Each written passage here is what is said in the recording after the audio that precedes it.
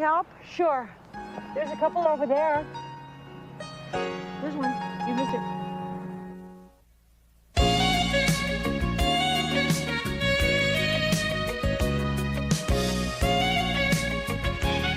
Uh-huh.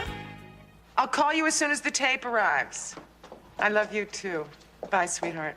Bob, No. Bag boy at Aristides. how did his first show go? Fine. He wore one brown sock and one blue sock, but he doesn't think anybody noticed. He's sending a tape up. I'm sure it was great. Nobody knows more about sports than Bob. Yeah, I just wish I could have been there for the cheers and the applause. There's no cheers and applause on the 11 o'clock news, Allie. There would be if I had been there. Tape's here. Call Bob. His number's by the phone. Whatever happened to Hello, Lou? I mean, I brought that all the way upstairs. You know, it's not really my job, but I figured it might mean a lot to you, gratuity-wise. Money would cheapen the moment. Cheap moments are special to me. What is it, anyway? Some little film you two ladies made in your youth? Try not to speak when there are people in the room. Hi, Bob. It's Kate. Yeah, Allie wants to talk to you. Hi, we just got it. I'm playing it now. He edited it so we don't have to watch the whole thing. WNTD News at 11 with Maggie Rafferty, along with Dave Valley and the weather, Martin Blakey with the Washington Report, and Bob Barsky with all the sports. Yeah! Come on. The front has pretty well swept through the whole country, and the unseasonable snows have botched things up throughout this whole area. Power was out in Atlanta, and airports were closed from Denver right through to the East Coast.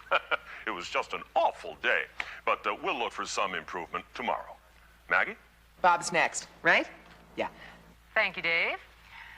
Dave predicted warm weather for the nation on last night's show, so we're not off to a very accurate weather week. Are we, Dave? We'll have no mistakes on the sports, though. Our new man on that beat, a former professional football player himself, the very knowledgeable and very handsome Bob Barsky. Am I blushing? Yes, you are. Yes, and it looks good on you. Good for her. Can we get into sports? I'm all ears. Hey, not all. Will you shut up? Because of the unusual weather this weekend, there were 4 NFL games rescheduled for today. On the West Coast, the much-anticipated matchup between the 49ers and the Seahawks was once again snowed out, as was the Bronco-Giant matchup. On the East Coast, the Bills and the Saints were canceled. And our hometown Skins at the Packers never even made it to the stadium. Except for a heck of a checker game between 2 of our cameramen, this is a day in sports that I'd just as soon forget. Maggie? You poor guy. Quite a start. I'm glad I didn't have to do it. Glad you're on my team, Bob. Isn't she nice? We'll be back with the Washington Report right after these messages. You were great, and the anchor really liked you. Can you ask for more money yet? Okay. I'll talk to you later. Bye. Was he terrific or what? He was great, and he looked great. Maggie What's-Her-Name thought so, too, that's for sure. Yeah, she smiled a lot. Yeah, that's your husband. She's an anchor. That's what they do. Oh, really? I must have missed Connie Chung coming on to Merlin Olsen. Did you see her wink? You saw her wink? Play it back. She winked at him. It was a casual thing. You saw it too? I didn't see a wink. Because you were looking at Bob. Lou and I were looking at Maggie.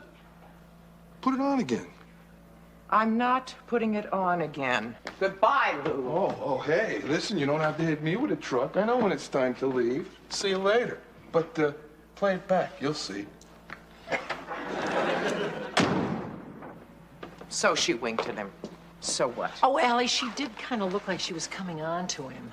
That is classic paranoia. The average person on the street sees none of this.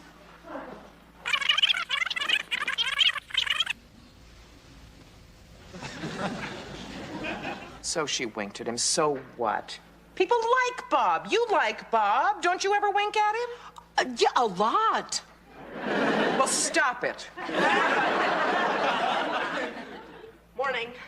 morning, Chip. Is that Bob's tape? Mm-hmm. Let's see. Quite a start. I'm Wow, it glad looks I didn't great. have to do it. Glad you're on my team, Who's the Bob. winker? Maggie Rafferty, she's the anchor. We'll be back She's with really the Washington pretty. Report right after these messages. Oh, Mom, I'm late. I'll eat these on the way, okay? Okay, give me a kiss. Mwah. Bye, Chip. Bye, Kate. You know, it's like James Garner and Mariette Hartley. You know when they did those commercials and everybody thought they were married, but they weren't? It was just their little act, and the people loved it, and they sold a lot of the product. Well, that's what Bob and Maggie are doing. Bob is James Garner. Exactly. And Maggie is Mariette Hartley. Only they're good. Well, she's sensational. I can't wait to see this one. You're gonna have to. Kate, you'll see that there is nothing going on. She probably just had something in her eye.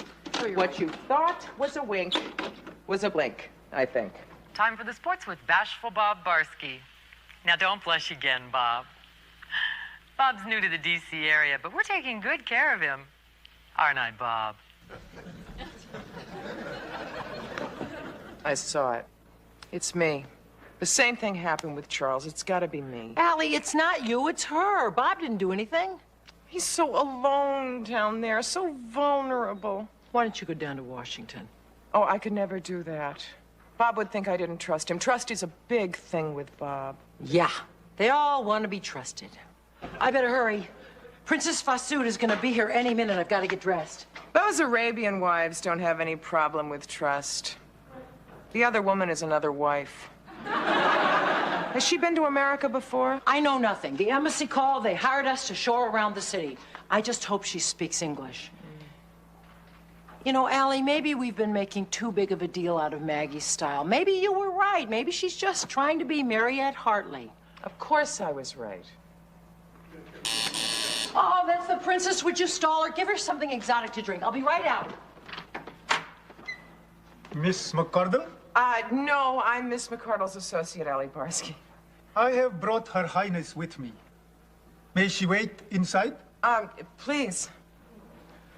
Hi. Oh, what a great place! Oh, wow. Oh, I wish I had some place like this instead of that dumb palace I live in. Oh, you can split Hakeem. I'll be fine. If she could be dropped off at the consulate before 5, Yeah. I will split. And that's it for this Wednesday night. Back to you, Maggie. Thanks, Bob. That man can make me like sports. That's it from the newsroom. More news tomorrow with... All right, now that was last night's show. Now be honest, Jenny, you know about these things. Even if that were on the radio, it would be obvious. She's coming on to him a little, right? A little. It's the Young and the Restless all over again. What should we do? Mom hasn't even seen this one yet. Give the tape to me. I'll put it in with my laundry. She'll really be upset if she sees it. She'll handle it. Chip, Mom's over 21. You gotta start treating her like an adult. Hi, kids. Laundry, Jenny? Yep, that's me, Laundry Jenny. How's school? Oh, great. Let's see, I got an A in humanities, Yay! B in civilization, and a Yay! really hot lab partner in biology. Biology's fine, as long as there's no chemistry. Another tape came. Oh, good. I'll look at it later. Did Kate call? No. When's dinner? About an hour. Good. You staying? Oh, no thanks, I got a date. Mad scientist? You know it. I'll get it. Hello? Hi, Bob. Yeah, I just got in. We have a chance to cater the dog show. Not for the dogs, for the people. Yeah, I'm gonna bring them a quote tomorrow. How's things going with you? Oh, great. Well, good. Oh, kind of okay. Say, did you see last night's tape? I just got it. I'll play it as soon as I hang up. Well, I wore that blue shirt you gave me. Oh, you'll see. Maggie liked it. She's got this thing about how people look on her show. Her show? Oh, yeah, make no mistake about it. It's her show. She's the boss. She can be real tough on the staff, but she likes me. At least she says so anyway. Good. I miss you, Al. This Monday through Friday isn't as easy as I thought it would be. Tell me about it. Oh, I will. This Friday, I'll get the first shuttle after the show. Great. Bob, It's my wife. Oh, Maggie just walked in. I'm anxious for you two to meet. Won't that be something? Listen, I'll let you get back to business. I can't wait until tomorrow night. Kids okay? Everybody's fine. Love ya. Yeah, me too. Bye, Al. She's managing without you? Oh, yeah, she's great. You'd really like her. I don't have to like her. I like you. One like to a family.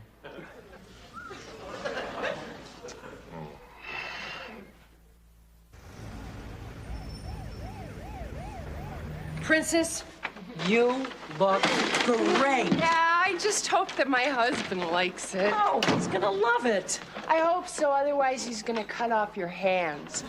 Really? Now, you look great. Don't worry about it. You look great. Isn't New York great when you're filthy rich? Would I know that?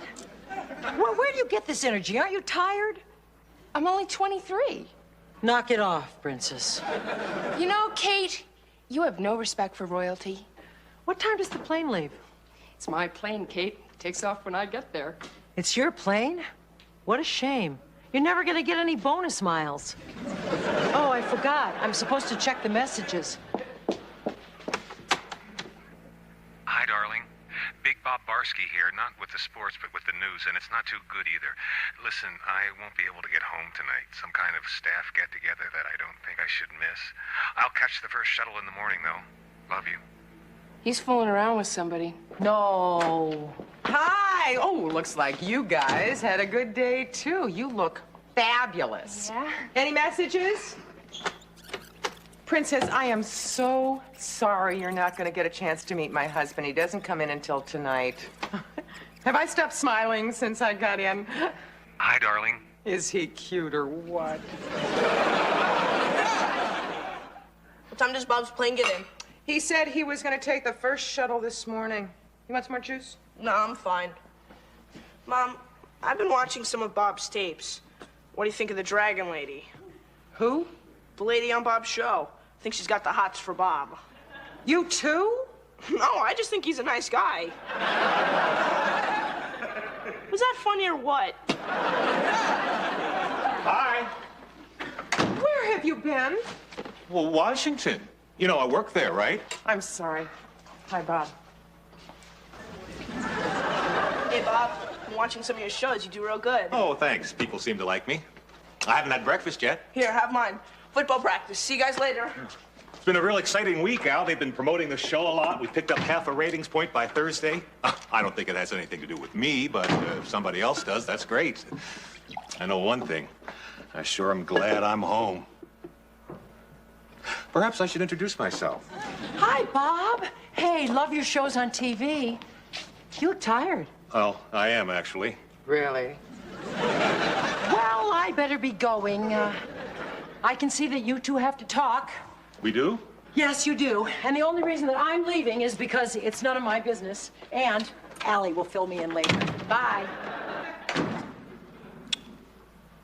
Do you want to start? Or should I? Well, I definitely think this is something you should start, then I'd know the topic. I want to know what's going on between you and Dragon Maggie. Don't say nothing, Bob. Don't insult my intelligence. I have eyes. We all have eyes. Kate, Jenny, Lou, Chip. That's 10 eyes. They've seen everything. Now, wait, just hold it a minute here. I don't know what you've seen, but you are right about the fact that there is something going on, and I don't know how to handle it. Oh, so you're admitting it. I didn't expect you to. Well, what did you see? Was it on the tapes? There was winking, smiling, the hint of things to come. It was a disgusting display, Bob. Oh, well, I missed that. Who was doing it, me or her? She was doing all the winking. You were sharing the smiling. You didn't see any of this? No, I was too busy with my own thing to even notice her. What I was aware of was what's going on off the air. Off? Yeah. You know that staff meeting last night? That was between me and her. You didn't know that? Honest, I thought it was with everybody, but she took me out to dinner and I didn't know what the hell to do. Hit her! You should have hit her! She said she thought it would be a good idea if we were seen around the city together. Well, I got the idea that she wanted our relationship to be a little more personal and business. Nothing slips by you, boy. She's the boss, Al.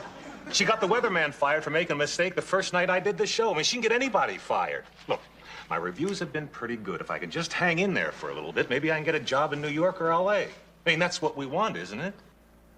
Yeah, that's what we want.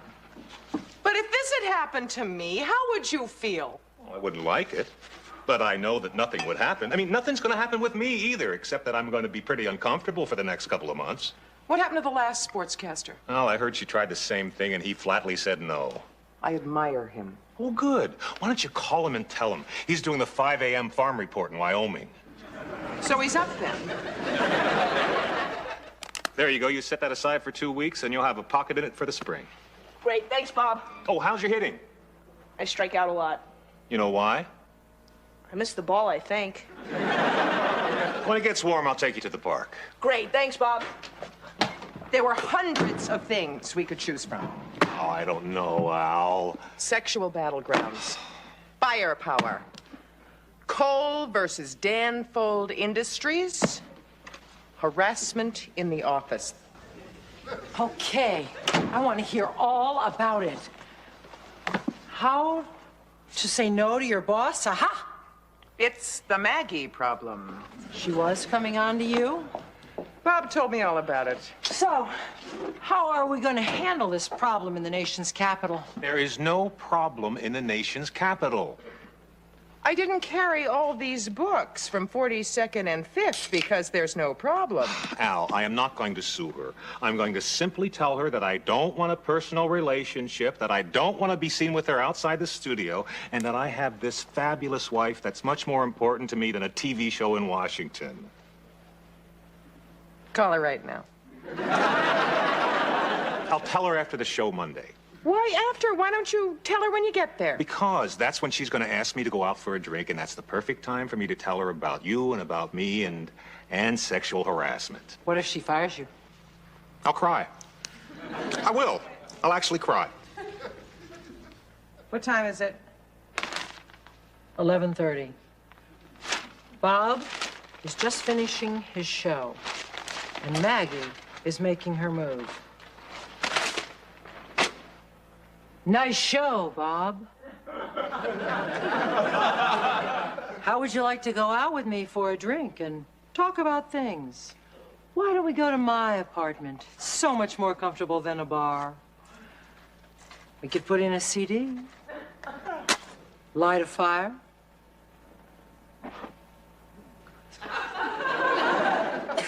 And then?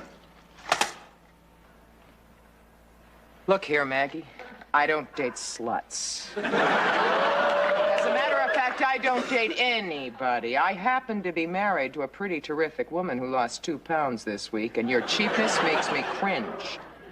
I do the sports, and that's it, bimbo. Boy, Bob's tough. Hello? Hi, honey. Tell me everything. What happened? What did you say to her? What do you mean you didn't say anything to her? I don't like this, Bob, okay? No, I have confidence in you, but how can anything happen if you didn't say anything to her? No, I trust you. But do I have to wait for the tape? Okay. Good night. No. I love you. Yeah, I love you. Bye. You didn't say anything to her. That's good. That's a start. They're not talking. This better be good, or Mrs. Barsky goes to Washington. My suggestion in the first place. WNTD News at 11 with Maggie Rafferty, along with Martin Blakey with the Washington Report, Bob Barsky Sports, and the Capital's newest weatherman, Billy Roy Demas. Our new man on the weather beat makes my temperature act up. Is that terrible? I guess it is. Oh, well. The very knowledgeable and handsome Billy Roy Demas. I'm not that handsome. You'll do in a pinch, Billy Roy. Let's hear that weather. She winked at him. It's going to be a beautiful day. It'll stay that way through Wednesday, possibly Thursday morning, when we're going to be bothered by a front from the west that'll bring some moisture into the capital area. It'll clear up, though, on Friday, and get out your kites for the weekend, because the wind's going to kick up. My kite is out and ready. And now, sports with Bob Barsky. And just to show you that that shouldn't matter, see you at home.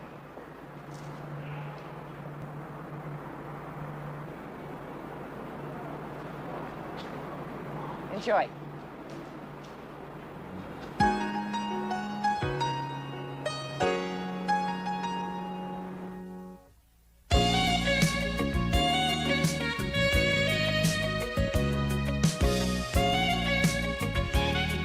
I chose lasagna as our first lesson because it's easy to prepare and you can prepare it well in advance, thus giving you more time to spend with your guests. Excuse me, some of your noodles are torn. Well, that happens, Ed. When my mother makes it, all the noodles are intact. How nice for her. Ed, can you help me grate the mozzarella? Excuse me, I just want to make sure I got all of this.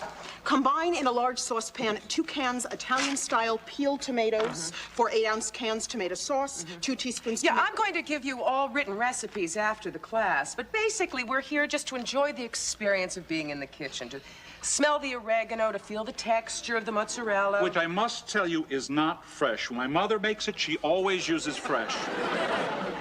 Well, Ed, that's where your mother and I have a philosophical parting of the ways. I use packaged mozzarella for a reason. If you've ever tried to grate fresh mozzarella, you'd understand. Now, my mother can do it. Why don't you Don't question my methods, Ed. Would you say the best way to grate is with a sharp downwards motion? I suppose. And the noodles, are they laid out horizontally or vertically across the pan? I'd have to say horizontally, Carol. Oh, my name's not Carol, it's Amy. You're not Carol Pearson? Carol Pearson is my boss. He overscheduled himself again this month, but he didn't want to miss your class, so he sent me to take notes. Okay. Traffic coming from the airport was so terrible. I would have been better off if I had flown to Philadelphia, rented a car, and driven home. I would have made better time. Oh, I'm sorry. I forgot that you had the cooking class. Kate, this is Ed, Brenda, and Carol. Amy. Hi, Ed, Brenda, Carol, Amy. No, Amy. Her name's just Amy. Ed, why don't you grate the Parmesan, and Brenda, add the tomato sauce to the onions. Amy, you can take notes on what they're doing. I'll be right back. You okay? Sure. Why shouldn't I be? Well, if it was Jenny transferring to UCLA, I'd come back here with mascara down my cheeks. Defensive makeup. I went the waterproof route. Besides, it's for the best, Allie. I promised Emma that she could go to UCLA, and now that her dad has that television series, he's got a house with a pool, she's gonna love LA. Why shouldn't I be happy? You're amazing. You're so mature. No, if I were mature, I would have meant everything that I just said. Why don't you use a wooden spoon instead of a metal spoon? Leave me alone. Quite a long face, Karen. What's wrong? This is the worst television show that I've ever seen. Even Max is awful. It's a good thing you're not still married to him. You'd have to pretend he was wonderful. I've done that before. Shh. This is the last scene. Kiss her! Kiss her! No, don't! All right. I should have been an actor. Max never kissed me like that. You probably never wore a dress like that. Chip, homework time. Okay. Kate, I really think Max is great. I gotta go too. Jenny, what did you really think? Well, the plot is too stupid to believe. Isn't it? So, it'll probably be a hit. See ya. Bye. Hi, Jen. Well, looks like Max is going to be a big star. You guys know I have always been Max's #1 fan, and I know I should be only happy for his success. And most of me is. But? The ugly truth is that it's a whole lot easier to be supportive of someone's career when they're doing worse than you are. Ooh, that is ugly. I just can't help but feel small in comparison. Now that Max is a star, and I have nothing that I can point to in my life with pride. Kate, that is not true. What about Emma?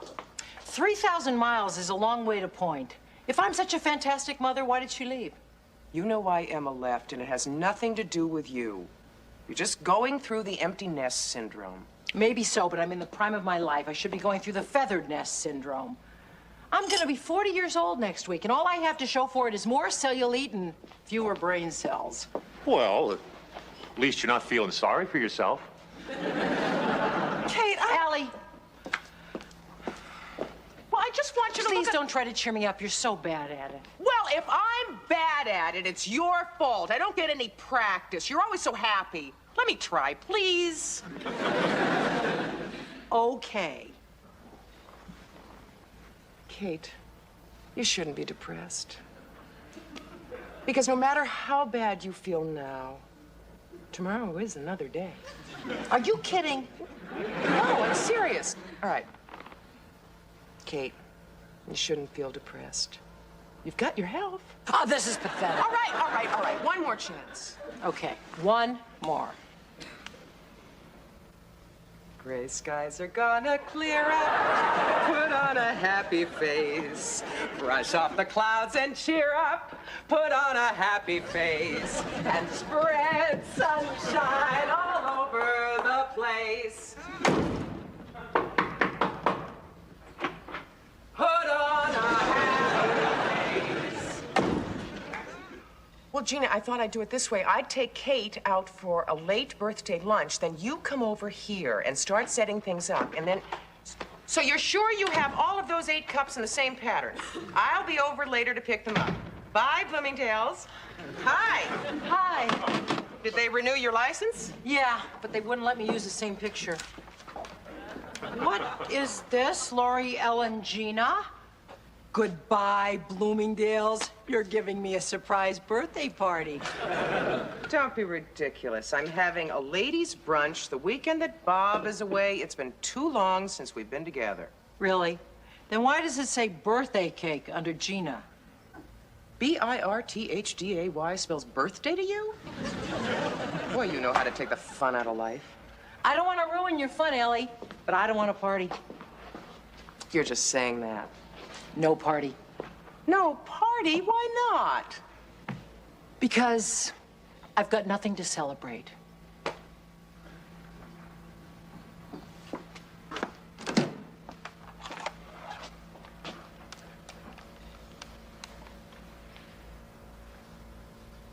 Gina, remember the birthday party I invited you to? Forget it. Kate, it's 3 o'clock in the morning. What are you doing up? I couldn't sleep. Look at these pictures in my photo album. I had some wonderful times in my life. When was that taken? This was the March on Washington. Can you see me and Max way back there? Oh, my God, look at those braids and that headband. Kate, you're not wearing a bra. I burned it. See, here's a picture of us roasting marshmallows at the bonfire. This is a picture of us at the dean's office. Where's the dean? He wasn't invited. We took over the whole building, remember? We were famous. Oh, I remember. That's the famous jail cell. Yeah. You know, I've traveled too far away from that person. That's what's got me into this trouble. What trouble? I'm so boring. I want to get active in the world again. You know, that's not a bad idea. A couple of hours of volunteer work a week might just be the ticket. There is a soup kitchen about 10 blocks down. The Peace Corps. What? I made up my mind. I'm going to join the Peace Corps.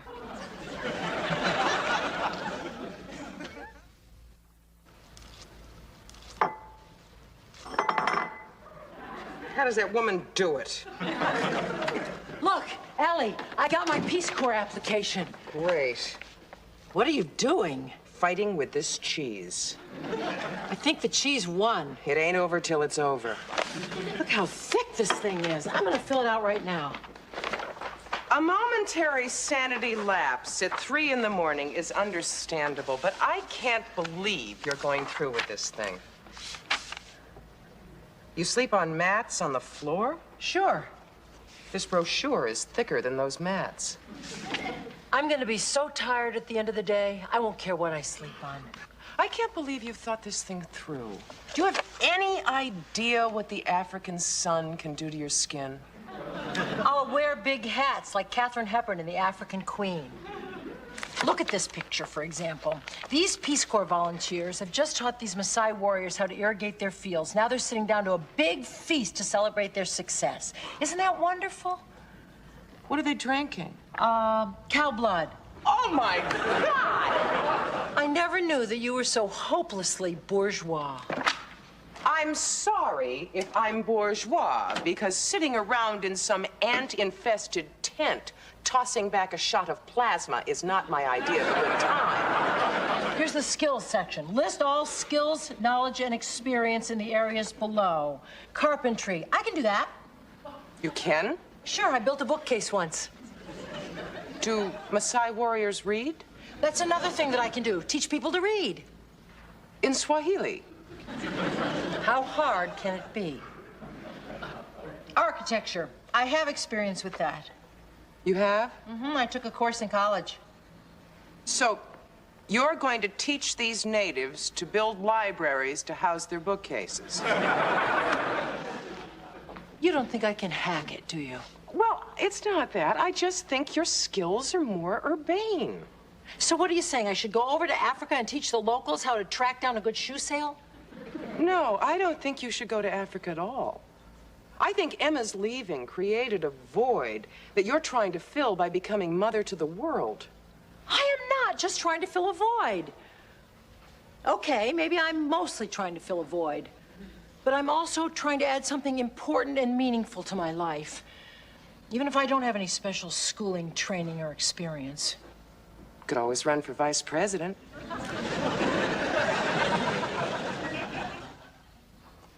Casablanca. Work for Ingrid Bergman. Hi, Kate.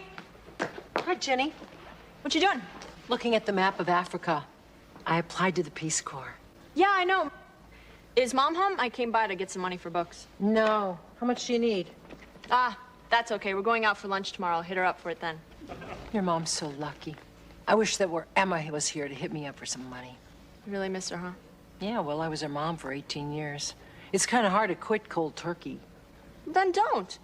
Consider me your daughter. Thanks, Jen. Thanks, nothing. Money for the books? And buy me a car? Help yourself. Hello? Oh, hi, Allie. Jenny's here to see you. Oh, you poor thing. How long have you been stuck there? Oh, no. Is there anything I can do to help? No, Allie. No. Anything but that. Okay, we seasoned the chicken with salt and pepper and rosemary. Did you get that? Indeed. Okay, insert 5 cloves of garlic under skin and into chicken's cavity. Garlic. Garlic. Garlic. It comes like that? Okay. 1, 2, 3, 4, 5. All right, insert under skin. Under skin? There must be something wrong with this recipe. What are you smirking about? Nothing. Nothing. Right then. I'll just put these in here. Okay, now, cover chicken with olive oil. This pan won't do. Hold on. Okay, this one will be perfect. Dear, isn't this pot for lobsters? I really don't think the chicken is going to know the difference. Throw it in, Ed. Well done. Okay, olive oil. How much do you use? It says cover the entire chicken, so.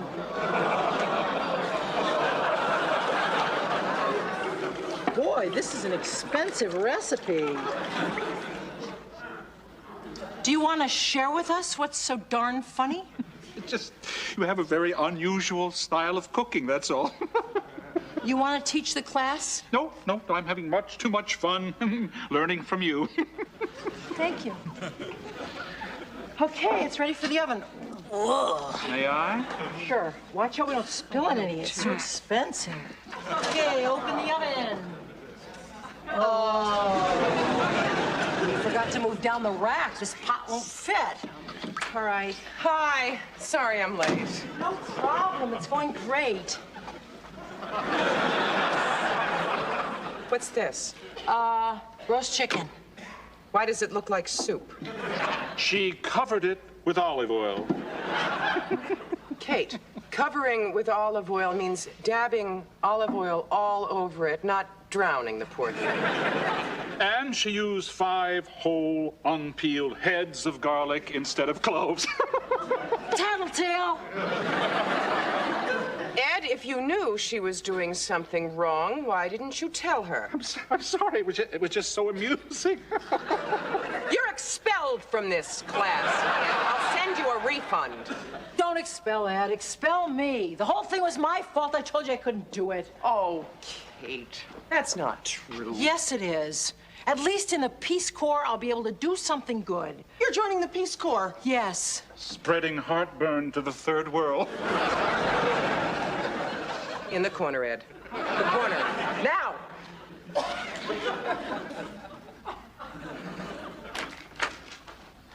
What you doing, birthday girl? Oh, reading my birthday cards. 40 and fabulous. Well, at least it's half right. Allie, look what I got. One of those birthday envelopes with money in it. No, it's from the Peace Corps. It's probably my assignment. Maybe this birthday's gonna turn out okay after all. You're not really going to Africa, are you? No, I'm not. I've been put on a waiting list. I guess a lot of fabulous 40-year-olds must have applied in the same month. Well, thank goodness for that. Now, how can you say that when you know how much this means to me? Well, I just hope you've invited a lot of people to my surprise party tonight. I think I'm gonna need a lot of cheering up. Kate?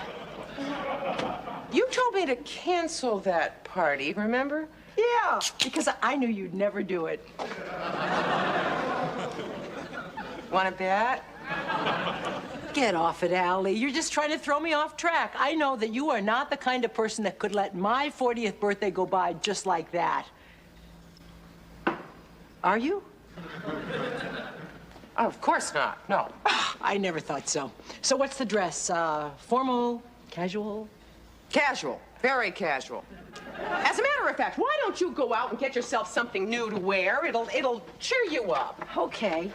What time's everybody getting here? So, I'll know when to get back. Take your time.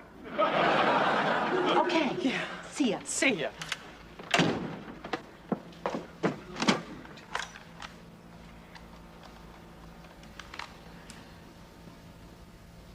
Gina, remember I said Kate's birthday party was off? Well, it's on again. What do you mean you can't come? Liposuction? I love your thighs. Well, here I am. Home.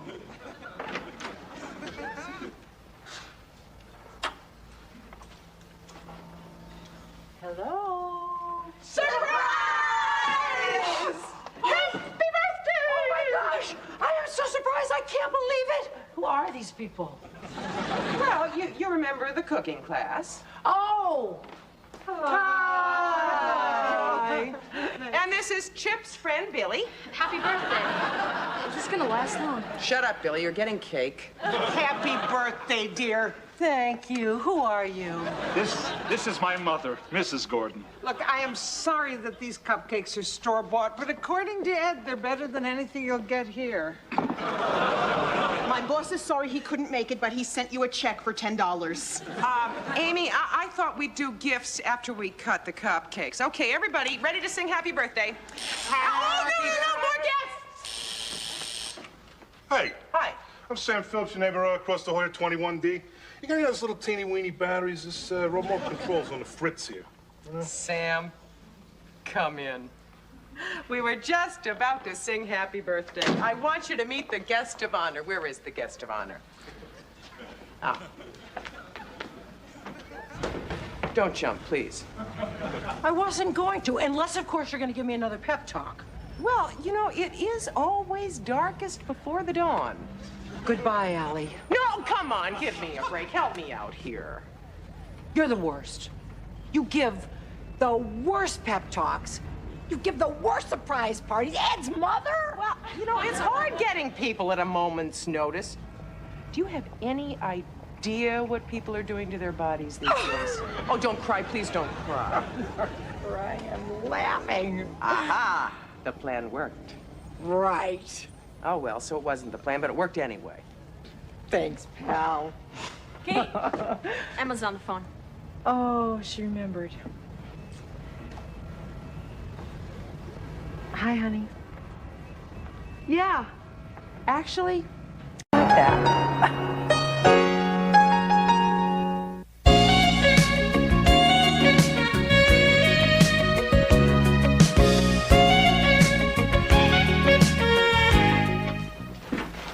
Boy, do I love shopping for Laurel Jordan. It's the only time I get to feel like a millionaire. Hi, Chip. Hi, Mom. Well, she's throwing her money away as far as I'm concerned. Look at these. Imported olives, imported mushrooms, imported vinegar. Her salad has traveled more than we have.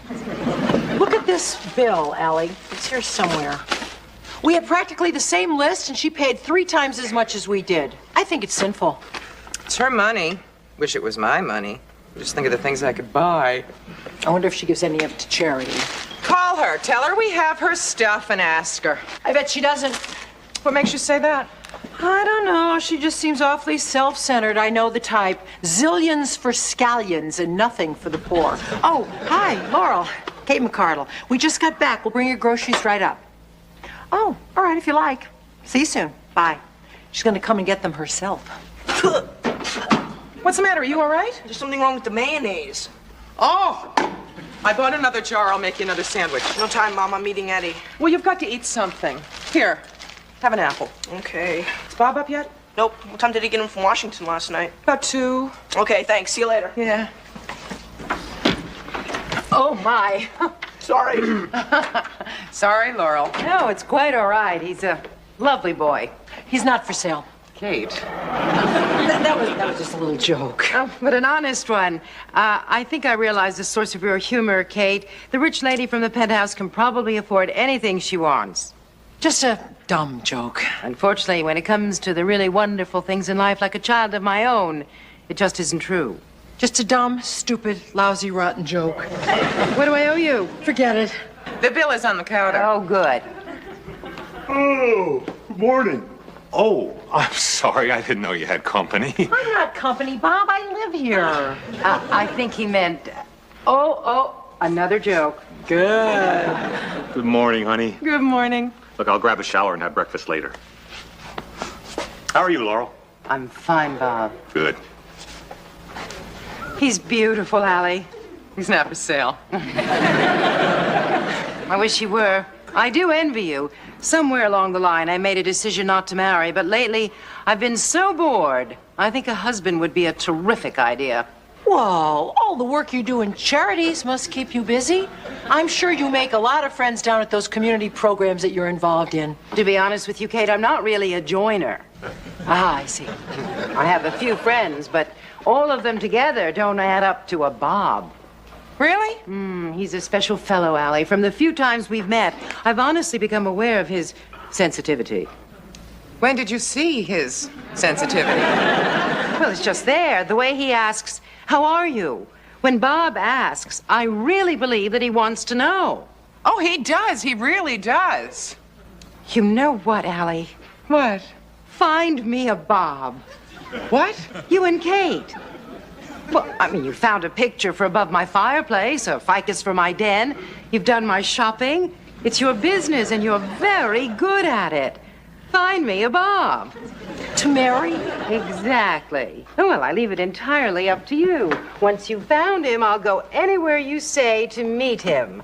I'll pay all your expenses, and I will pay you $25,000 if I marry him. Now, here's a check for $5,000 as an advance against expenses, and it's yours to keep whether you use it or not. Just find a Bob for me, Allie.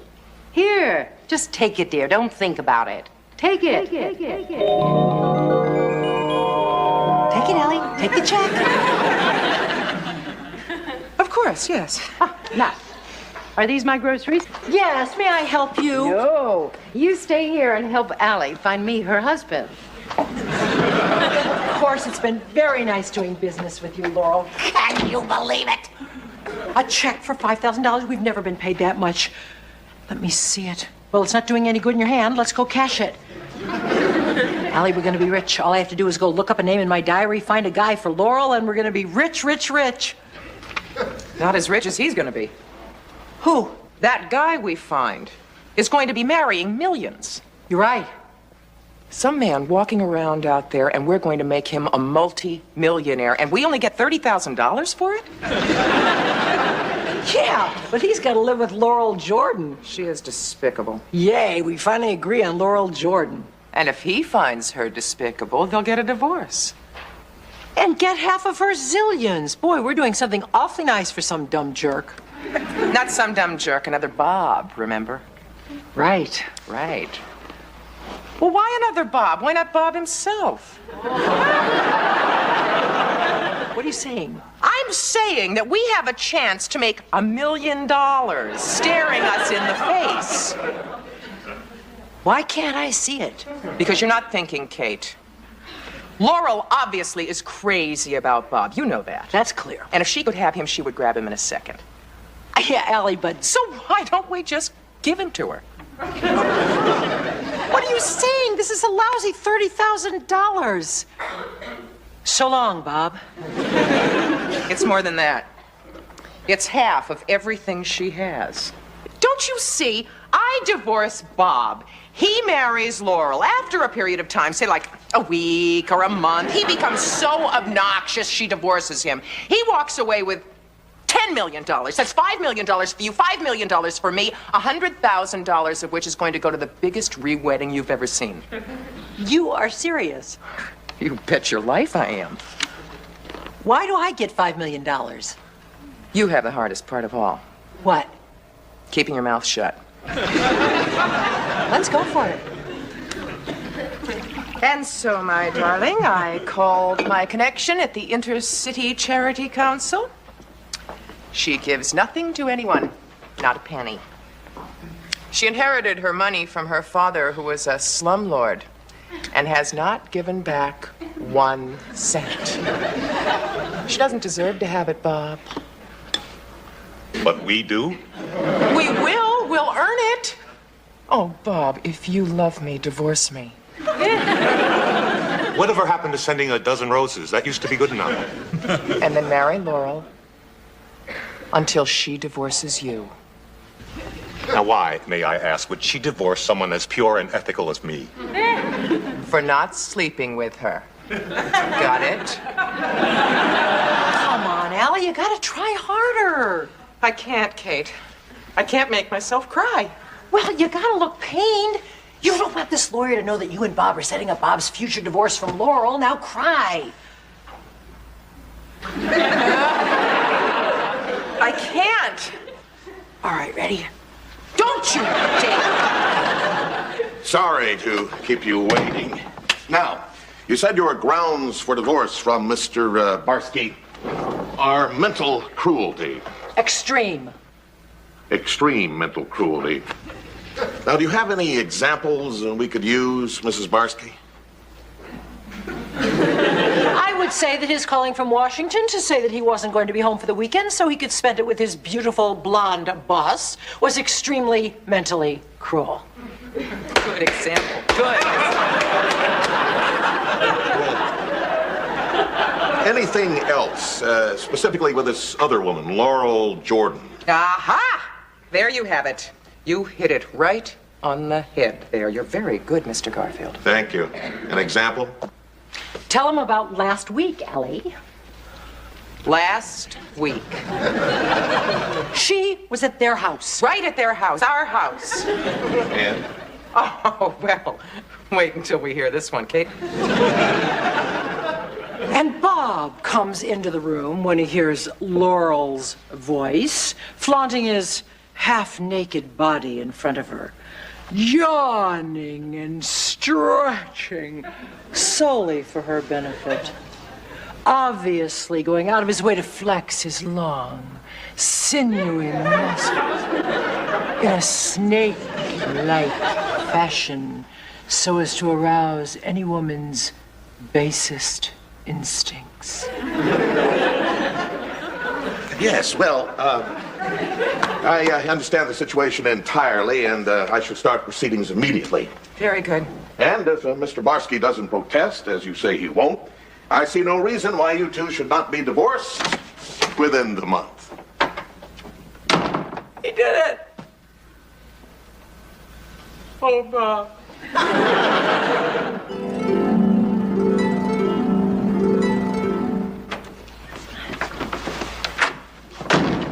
Bob! Allie. Thank God we're alone. Oh! I mean, us. All of us, away from Laurel. Did you bring any money? Patience, Chip. Allie, I've got to talk to you. Totally alone. Oh. Trouble? I don't know, it's been 6 weeks. I think he was hoping that she would have started the divorce proceedings by now. So was I. I really need a Ferrari. Oh, Bob, I can't stand it. Why is it taking so long? Oh, my heart and my body ache for you. Unfortunately, Laurel feels the same way. Who knew I was such a great thing? What are you saying? She's still madly in love with me. She won't give me a divorce, a separation, or anything. How can that be? You haven't. Oh, I haven't. So then, She's glad. She hates that. I love that. So now she may never divorce you. It looks that way. See ya. Wait. I could divorce her. And get nothing? Don't you see? Her $1 million lawyers will see to it that you don't get one penny, and all our time apart will have been wasted. What are we going to do? We'll get all of it, Bob. Yes, all. If she loves you as much as you say she does. Oh, she does. You know, there must be something about me. That's enough, Bob. Therefore, she's probably made you the sole beneficiary of all of her insurance policies, plus the sole heir to her will. She doesn't give anything to charity. She has no children. Yes, but what good would that do us unless she died? People die, Bob. Some when they're old and gray, and some when they're middle-aged and hennaed. And some when they won't divorce you, so I can't have you back in my arms again. Oh, Bob, nothing and nobody will keep me away from you. Allie, you wouldn't. Weren't you listening?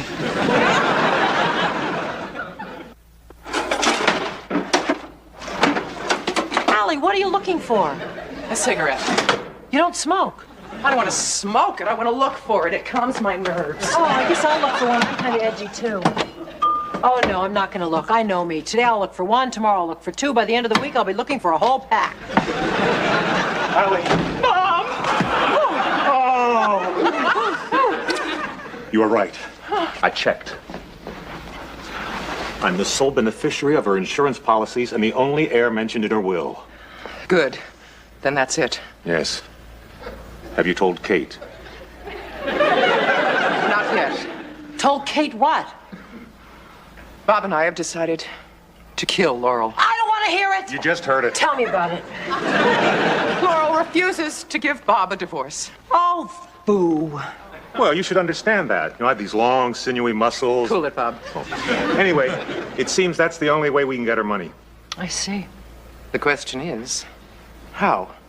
Well, since our apartment is over yours, I thought I could loosen the bolts in the balcony railing, and Kate could go out on your balcony and call Laurel. Then when Laurel went out on her balcony and leaned over the rail to answer Kate, the railing would give way and she'd come crashing down on me, killing me instantly. That's no good. I hate it. Of course. What? The burr under the saddle. Which burr? What saddle? On Sunday, when she goes riding, you'll place a burr under her saddle. And just as she's approaching the high, ivy-covered walls to jump, she'll shift her weight, causing the burr to dig into the horse's back, causing the horse to rear and throw her. It'll be over in a second. She doesn't go riding. Darn, what was that thing about the railing again? Forget it. Of course! Yes? We'll tamper with her brakes. On Sunday, when she goes for a drive, as she's coming down McHenry Mountain, rounding Dead Man's Curve in a fog so thick she can't even see the hood ornament on her car, we'll... No good. Why not? She doesn't drive. Cate'll drive her. Wait a minute. Of course. What's she gonna do to me now? Of course. Bob, Yes? isn't it time for you to go upstairs and ask Laurel to fix you your favorite dinner? Well, gee, Allie, it's only 5:30. Bob. But I'm starving. What's my favorite dinner? Tuna salad. She knows I don't eat tuna salad. I know. You better not eat it tonight, either. Isn't that the contaminated mayonnaise that almost made Chip sick earlier? Exactly. You mean that could actually kill someone? I think so. Taste it, Kate. Come on! I don't see why I'm only getting $5 million when I'm the only thing standing between you and the electric chair. Blackmail is an ugly thing. So is murder. I was gonna get half of whatever Bob got in the divorce, so why shouldn't I get half of whatever he gets when she mayonnaises out? That could be $50 million. What do you need $50 million for? We're not talking need here, Allie. We're talking want. Really, really want. All right, you greedy little witch. What do you want $50 million for? I want to save the whales. I've misjudged you, Kate.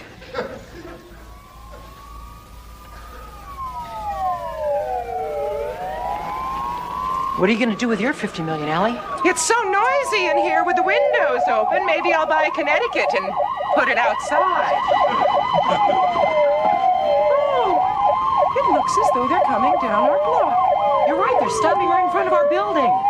Oh my, they're coming inside. Huh, there must be somebody sick or dead inside. Gee, I hope it's no one we know. Well, let's see. Who do we know? We know Bob, we know Laurel. Maybe we better call up and see if they're all right. Well, that would make sense. I should be concerned with my children's ex-stepfather. Allie. Bob! Did you? I did. Is she? She is. Oh, thank God! Now we can be together again. Very nice. Very loving. Allison and Robert Bosky, you're both under arrest for the murder of Laura Bosky. Not me, right? Who are you? The accomplice. Yeah, you too. How did he figure that out so fast? You got the right to remain silent. Fat chance. Swing low, we'll carry on. Coming for to carry me home. Shut up!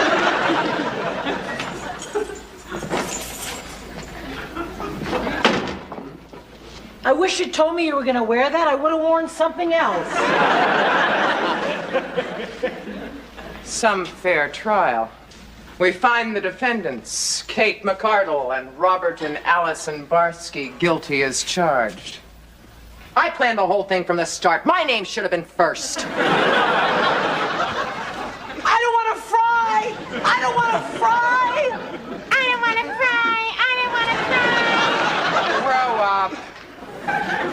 I don't know why I should be getting the same sentence as you two. You're the one that thought of the mayonnaise and handed it to Bob. He's the one that put it in the tuna salad and handed it to Laurel. I never touched anything. Why didn't you bring that up at the trial? I don't know, it just didn't seem like the right place. I'm sorry, ladies. The Supreme Court turned down your appeal. What about Bob? He even had less appeal than you did. So that's it? I'm afraid so. We fry? You fry. When? When's good? How about Monday? Why not? Monday it'll be. Goodbye, ladies.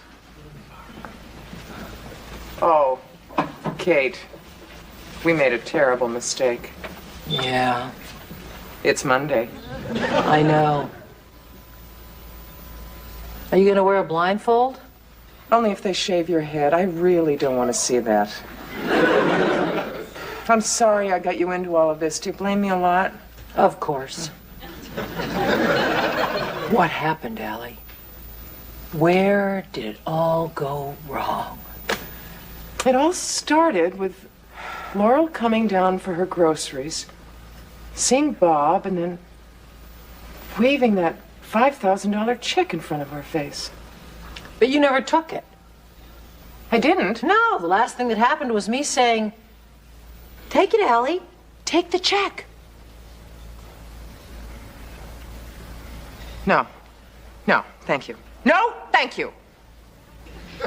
Allie, that's a check for $5,000. I know, Kate. I'm sorry, Laurel, but there's only one Bob Barsky in this world, and he's taken.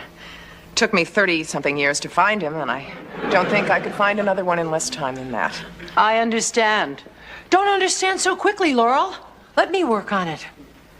Do you really think you could come up with another Bob for me, Kate? I'll bet if you took this $5,000 down to... Uh-huh. What about all those people sinking and getting wet? Thank goodness for the shopping centers. They can sell raincoats, boots. Never put enough mustard on these things.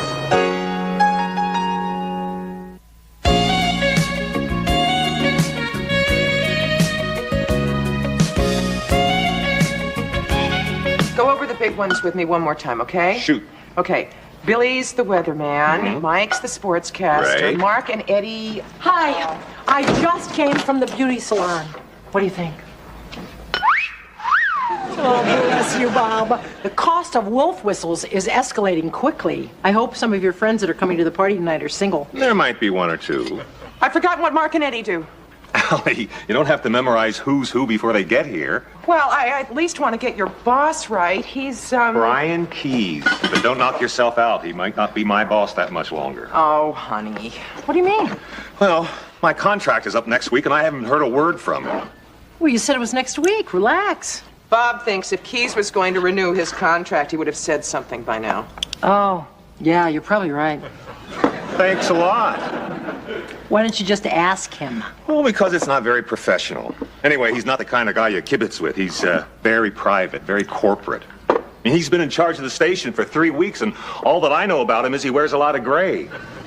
Maybe he'll pick up your option at the party tonight if I don't do anything embarrassing. Oh, what could you possibly do? She could call everybody by the wrong name, serve all the wrong food, get sloppy drunk, and pass out in the punch bowl. I didn't make punch. Should I make punch? Why didn't I make punch?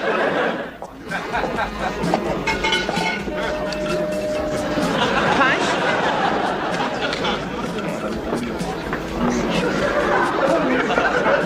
Punch? Oh, thanks. It's, Allie, right? Right, and you're Eric. Eddie. This is Mark.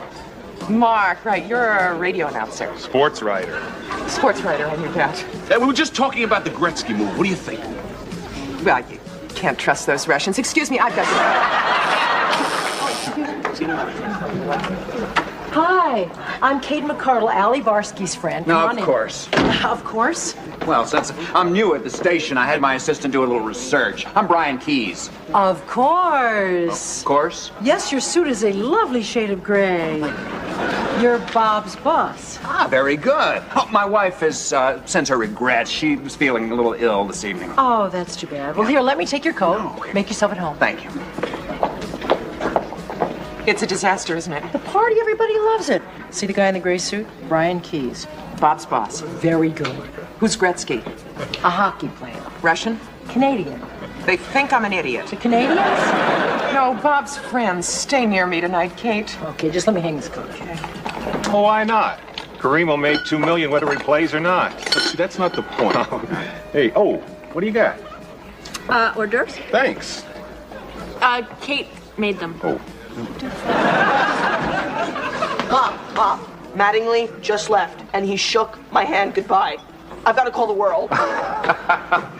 Don's a great guy. His name's Chip. No, I mean Don Mattingly. Oh, of course. Donnie Don. So how is it that you know so much about what's going on down at the station? Oh, Bob sends us the tapes of the 11 o'clock news. I like the sports the best. That Bob is something else. Yeah, he is very good. You really like him? No, you bet. Why haven't you renewed his contract? Well, you are direct, aren't you? It's a curse. Nah, it's a blessing. Say, how are you at keeping secrets? I knew about D-Day months before it happened. You weren't born within a decade of D-Day. I'm beginning to like you, Mr. Keys. Tell me the secret. Well, we're planning to surprise Bob at this Wednesday's staff meeting and announce his pickup then. That's great. Thanks. You're welcome, but not a word, huh? Hey, if Eisenhower trusted me, you can trust me. Eisenhower trusted you. Yeah. Hey, never fear, Joe Gross is here. Let the games begin. Phyllis! I was worried that you weren't going to make it. Oh, sorry we're late. This is my date, Joe Gross. Oh, Bob Barsky. Nice to meet you. Likewise, likewise. Excuse me, I have to pass around the hors d'oeuvres. Hey, you did all right for yourself, Bobby boy. What is she, 22, 23, huh? She's 18. Oh, all right. Go for it. Well, you'll probably be dead when you're 50, but what the hell, you know? Get it while you can, right? She's my stepdaughter. Ooh, I can't wait to meet her old lady. Yeah. Oh, no. What? Tell me this isn't happening. Tell me what it is, and I'll tell you it isn't happening. Remember when we first moved in together and you went to Aruba and Nancy Cohen set me up on the blind date of death? Vaguely. I remember you telling me something about going out with some guy who was really gross. Exactly. Joe Gross. And he's on his way over. I'm going to make a run for it. Allie, Kate McCardle. Phyllis Croft. Phyllis was my secretary before I went to Washington. And this is her date, Joe Gross. That's my name. Don't wear it out. Hi, doll. Hi. Very nice to meet you. You too. Where did Allie go? She had to do something in the kitchen. Your wife? Yeah. Oh, lucky, lucky you. I can never get any of mine in the kitchen. Hey, what's the matter, Philly? You look like something the cat wouldn't drag in. Actually, I've got a little headache.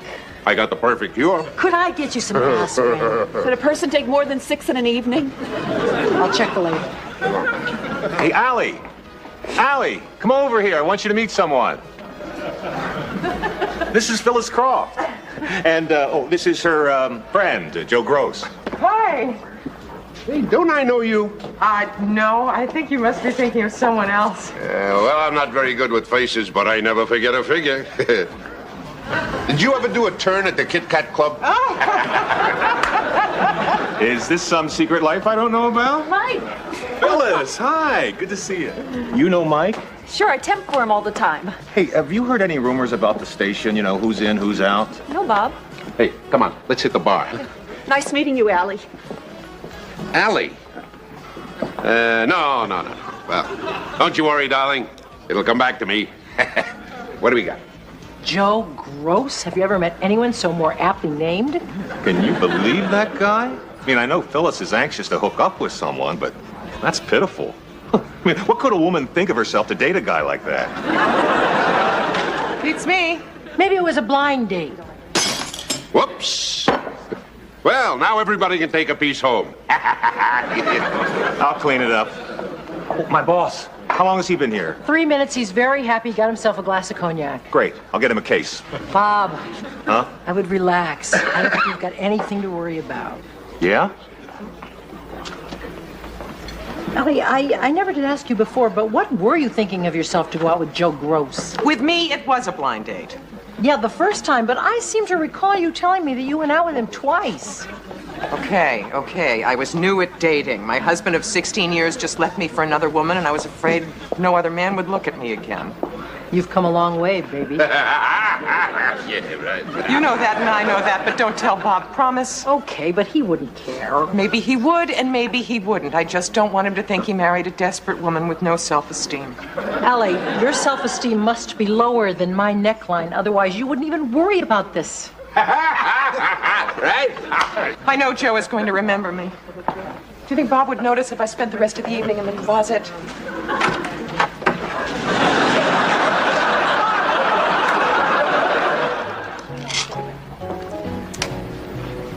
Keys hasn't said a thing about my contract.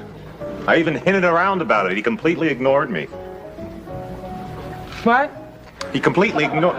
Never mind. Is something wrong? No, it's just the first party I've thrown for your friends, and I'm anxious that it go well. Huh, everything's perfect.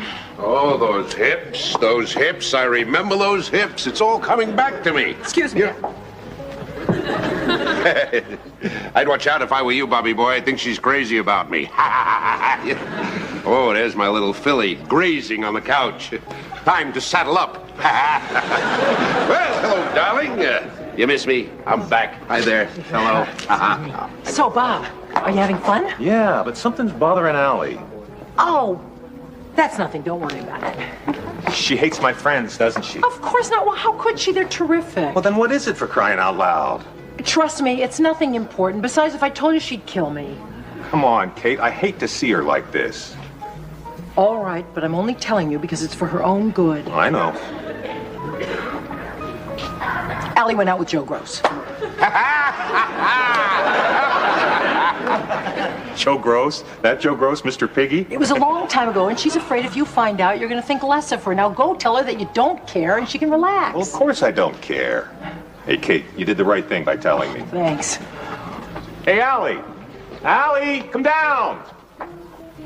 Gee, Bob, you know, it's awfully late. Shouldn't people be going home? I know what's bothering you. You do? Yeah? So you had an affair with Joe Gross and... So what? He told you we had an affair. It was 2 dates 4 years ago. 2?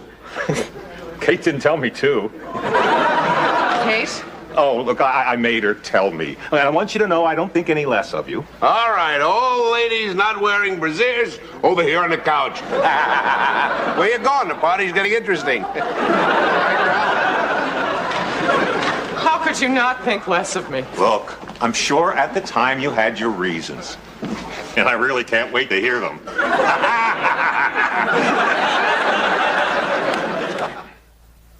Maybe I should have asked Keys about the contract. Oh, honey, stop worrying. Well, this is almost the last of it. Ew, somebody put a cigar out in the onion dip. Bet you was your boyfriend. I knew you wouldn't understand. Oh, come on, Allie. I only joke about it, so you'll know it's no big deal. It's not what you said about Phyllis. I believe the word you used was pitiful. She's dating him now. You dated him a long time ago, and I happen to know that your taste has definitely improved.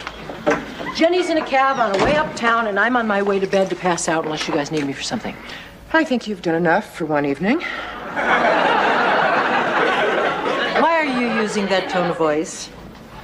What tone of voice? That I'd really like to push your face into the dip tone of voice. She's angry because you told me about the gross secret in her life. Oh, that.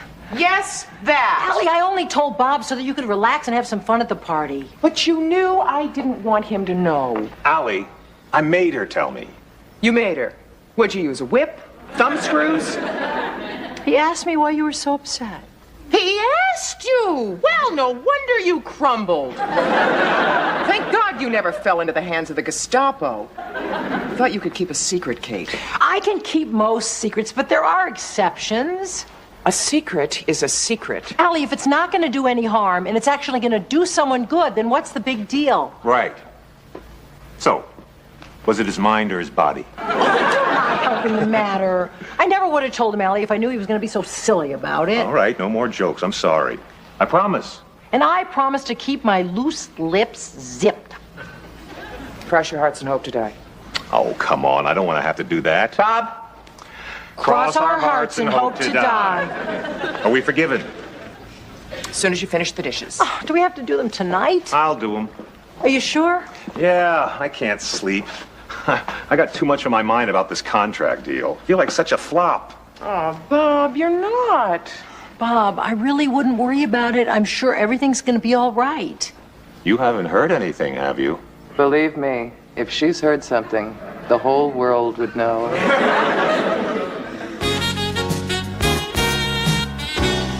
Okay, I got my stuff. Tell Mom and Kate I said hi. Okay, see ya. Hi, guys. What are you still doing here? Oh, I left a book in Chip's room. Hey, what's in the box? It's a crystal goblet to replace the one that Joe Gross broke last night. You mean the one with the stupid laugh?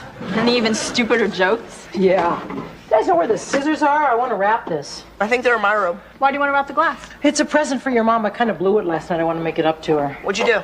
Well, I told Bob that your mom went out with Joe Gross once, and he teased her all night, and she got upset. Mom dated Cary Grant? Oh, guys, listen. No way, Kate. You must be thinking of somebody else's mom. No, Hi, guys. Sorry. Dinner's going to be a little late tonight. 2 carts collided at the produce section, and I was held up by rubberneckers. Mom, did you really go out with Joe Gross? What? Kate just told us about your fling with Mr. Mouth. You didn't kiss him or anything, did you? Oh, give her a break. I mean, she had just gotten divorced. She was very lonely. I'm sorry. I guess I didn't realize how bad things were for you back then. I didn't think you were that desperate. Guys, can I have a moment alone with Kate, please? Sure. I gotta get going anyway. Boy, I'm really glad Bob came along. I don't think I could handle being Chip Gross.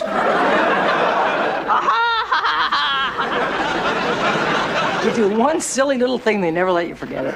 Kate, why did you tell them about Joe? You crossed your heart and hoped to die, remember? Yes, but... But nothing. You should be on your last legs by now. Wait a minute. I promised not to tell any more secrets. I thought that one was already out of the bag.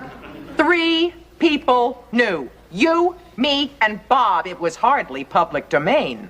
I'm sorry, Allie. I just didn't know it was still a secret. Here. What is it?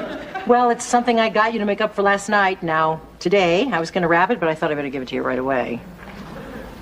Oh, how nice. It's to make up for the one that Joe Gross broke. That's very sweet of you. Thank you. I really do feel bad. Well, you can stop feeling bad. Really? Really. From now on, if I have a secret and I don't want it to get around, I just won't tell you. Well, that's not very nice. I'm sorry, Kate, but you're just not the kind of person that can keep a secret. That is not true. I happen to be keeping a secret right now that I'm dying to tell you, but I can't. Forget it, Kate. It won't work. What won't work? You're pretending to have a secret so that I will beg you to tell me, but of course you won't because you want to prove to me that you can keep a secret. There really is a secret. Yeah. Right. It's about Bob. What about Bob? My lips are sealed. Fine. It's about Bob's boss, Brian. What about him? Read my sealed lips. Kate, if there is a secret, you better tell me. And if you're lying, then you're going to have to go out and get a much better present than that crummy wine glass. If I tell you a secret just to prove there is a secret, will you still believe that I can keep a secret and that I'm not a blabbermouth? Yes, now start blabbing. Okay, but you can't tell anyone. Right. What is it?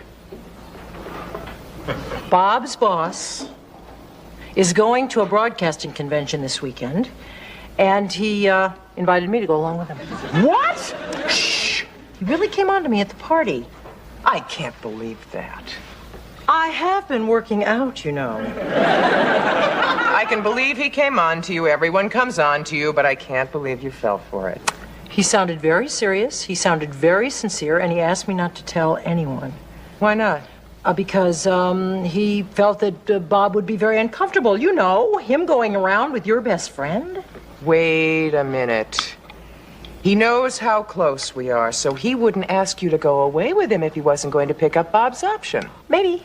But remember, don't tell Bob. Don't worry. I can keep a secret. Hi. What are you looking at? The city. It's bare, just like my soul. I'm so depressed. Oh, don't be. Now, we don't know anything for sure, but I got a feeling everything's gonna work out all right. Keys didn't give me a hint last night. I don't know. I think there is more to Mr. Keys than meets the eye. Don't worry. Allie, I'm a week away from unemployment. Moving back here and having to worry about rent for the first time in 20 years. I can't stand seeing you this way. I happen to know that Keys is picking up your option next week.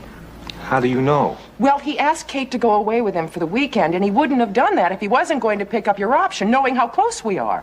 Keys and Kate? What about his wife? Keys is married? Yeah, to a nice lady, I hear. What a bum. Kate! I can't believe that, Bob.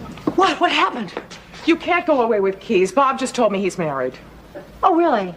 How did Bob happen to bring that up? Well, she told me that he asked you out for the weekend, and I told her about the wife. Allie! I'm sorry, Kate, but he was so depressed. I had to tell him, and I had to tell you, but you set me up. He never asked me. I made the whole thing up. Oh, Kate. What is going on? She had to prove that I couldn't keep a secret either. Which you couldn't if keeping it meant hurting someone you loved. I hate it when you do that. That's why I told Bob about Joe Gross. She's right, you know. Okay. I'm sorry, Bob. I thought for a minute there that I knew whether Keys was picking up your option or not. He is. He is? How do you know? He told me. But he asked me to keep it a secret because he wants to surprise you. The only reason I'm telling you is because I happen to care more about you two than I care about him. You're making this up. Okay, I'm making it up. You're not making it up, are you? No. Kate, is this the truth? Yes! I believe you. Well, if you want to. You are making this up. Whatever you want to believe is fine. It's not what I want to believe. Well, then don't believe it.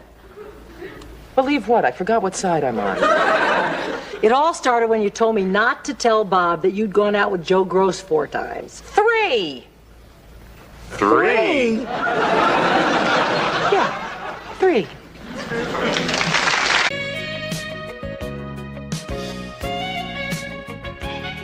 One package lasagna noodles, 6 cans tomato paste. Okay, what about a vegetable? She left that up to us. I thought zucchini.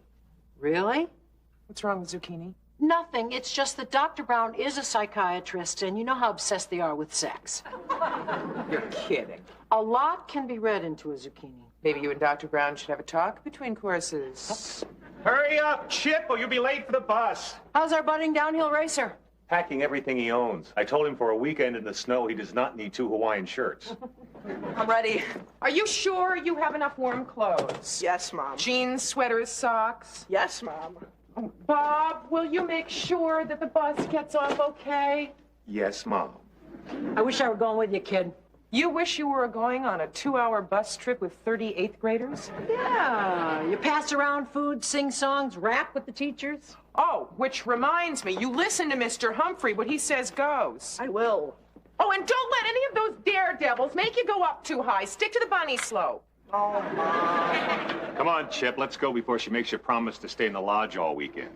Mom, I can take care of myself. I'm not a kid anymore. I know. Call me when you get there.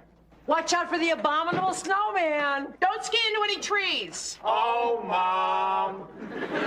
Don't worry, Allie. He's going to be fine. Oh, you're probably right. Mr. Humphrey will watch out for them. Let's get back to the Browns' dinner party. Are artichokes sexy? Only to other artichokes. Oh, I'm glad he straightened out.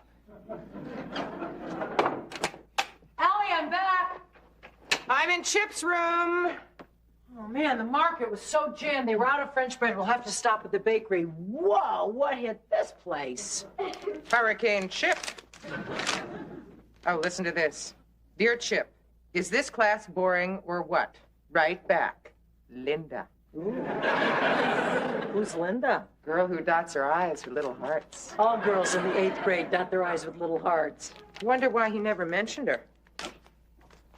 You want some gum? Sure. Probably because you're the mom and she's a girl? Yeah, probably. They're so private at this age. If it wasn't for laundry, I wouldn't have a clue. My mom did her best detective work that way. Let's see. 1 crumpled test paper, B+. Oh. Yeah. 1 comb with fewer teeth than Leon Spinks. And 1...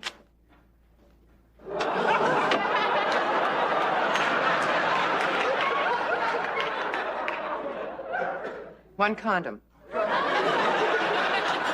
You didn't like your meatloaf? I'm too upset to eat. Allie, probably not what you think it is. I think it's a condom, Bob. What do you think it is? I mean, he's probably just carrying it around to feel grown up. Maybe. Oh, Where did he get it? Oh, there's a million places he could have gotten it. From a friend, in a drugstore, vending machine. Vending machines? Whatever happened to bubble gum? It doesn't work as well, Allie. I think Kate's right about the best friend. You know, when I was 15, Doug Bergeson and I stole some from his older brother just because it was cool to carry him around in your wallet. I carried that thing around so long you'd see the imprint through the leather. I was some cute kid. Real cute, just like a Norman Rockwell painting. Well, no, my point is I never had a chance to use it. By the time opportunity knocked, I think I've made my point. You know, I don't think it does any good to second guess him. The best thing to do is just ask him. Right. Bob, we should go up to that ski lodge right now. Allie, I don't want you to think that I'm taking this lightly, but embarrassing him in front of his friends and cutting short his weekend is not the best way to handle this, especially since we don't know the facts. Bob's right. It could be very innocent. You forget, I found it in the same pocket as the love note from Linda. Love note? All she said was the class was boring. Obviously, she's a thrill seeker. Oh, God, what if they're on the same trip? We have nothing to worry about. The boys and girls are staying in separate sections of the lodge. Besides, you yourself said that Mr. Humphrey was going to keep a close watch on them. How do I know what Mr. Humphrey will do? I don't even know what I should do. You should talk to Chip. I know. But it was hard enough talking to Jenny about sex. Allie, I told the weekend anchor I'd sub for him Sunday night. But if you want me to, I'll stay and talk to Chip. Unless you think his real father should talk to him. Charles? She's right. He should probably talk to somebody who's actually had sex. Morning, Allie. Is the coffee ready? Oh, I finished it. You'll have to make a fresh pot. What's all this? Hors d'oeuvres. For which army? For Dr. Brown's party. It's a sit-down dinner for 6. You have finger food here for 50. Well, what we don't feed them, we can freeze. I was up all night. I had to do something. You were up all night. Did you eat breakfast? No. I kept searching for an explanation. Where did it come from? Why is he carrying it around? Allie, you've got to calm down. Because staying up all night on an empty stomach is not going to help the situation. You want me to scramble you some pancakes? No. My stomach's in knots. My head is spinning. Chip is my little boy. He's not such a little boy. Well, he's not a man yet, either. Aren't teenagers frustrating? You don't know whether to read them a story or loan them the car. Hi, Mom. Hi, Kate. Hi. Hi, guys. Hi. You must be having some party. Catering one. Ben and I left the tape over here the other day. Yeah, the rental's gonna kill us. Jenny, has Chip talked to you about any girls lately? No, not that I can think of. Oh, wait, you know, he did mention that he thought Christy Brinkley was hot. Christy Brinkley? I doubt she's the one. Why are you talking about this? I mean, what makes you think Chip's interested in a girl? I found a condom in his pocket. A what? One of these. I found one of these in his pants pocket. Way to go, Chip! The reason I'm telling you is that if you know anything, I want you to tell me. Chip's just a little kid. Why, just last week he was asking me if people's noses get mushed when they kiss. See, Al? See what? It sounds as though he's planning on kissing someone. I don't know, Mrs. Barsky. When I was a kid, it was cool to steal one of those from your dad, just to carry it around. Yeah, I've heard of kids who did that. Why is everybody in such a hurry to grow up? It is not that much fun being an adult. Mom, just don't worry. Try and relax. Yeah, Chip's a good kid. Jenny.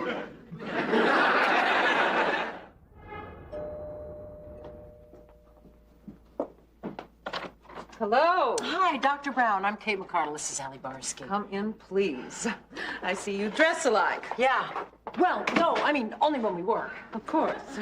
I can't tell you how glad I am you agreed to take this job on such short notice. We just had to celebrate when my husband won the award for sexual deviance.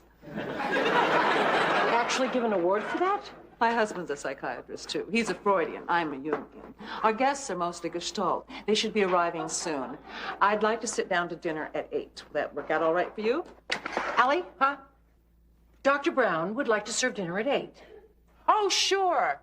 I thought we would start out with oysters Rockefeller. For no particular reason. And then we'd go on to Caesar salad, lasagna, stuffed artichokes. Oh, do you want the condoms before or after dessert? Excuse me? Coffee. When do you want me to serve the coffee? Well, after dessert will be fine, thank you. Oh, That'll be Dr. Goldstein. He's obsessively punctual. Now, if you need anything, you'll let me know. Thanks, we're fine. Do you want to start condoms before dinner or after dessert? It was on my mind. It just slipped out. Well, thank God it was a Freudian slip and she's a Jungian analyst. Maybe she won't make too much out of it. I don't know how I'm going to make it through this job. Could you believe what her husband won the award for? I told you these psychiatrists are obsessed with sex. Well, at the moment, so am I. My mind is racing with things to say to Chip. My heart's palpitating. I think I'm hyperventilating. Allie, that's just too much coffee on an empty stomach and no sleep. Are you sure I'm not having a heart attack? It's just your body reacting to the caffeine. I think it's overreacting. I'm feeling dizzy. What should I do? Bend over. What? No, come here. This is an old actor's trick that Max taught me. You unlock your knees, you drop like this, you bend over, and you shake out all the tension. If I bend over, I'll fall down. No, you won't. You'll feel good. Trust me. Tomorrow we're switching to decaf. Okay, just shake. How do you feel? Nauseous. Just keep on shaking like this. We're going to add a little vocalization, okay? We're going to take a deep breath and let it out. Oh. Not oh. Ah. Oh. Allie?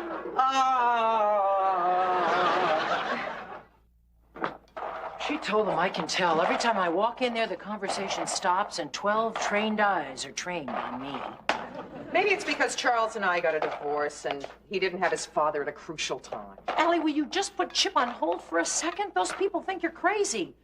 I mean, they're looking to see what we're going to do next. We're going to serve the stupid salad. All right, can we serve it calmly and professionally this time? I'll try my best. Pretty awful. Well, he's obviously repressed. That would be my diagnosis. It sounds like she's trying to force him to remain a child. Precisely. She's just not allowing him to grow as an individual. So you're fairly certain it's the mother. Isn't it always the mother? Oh, sure, blame the mother.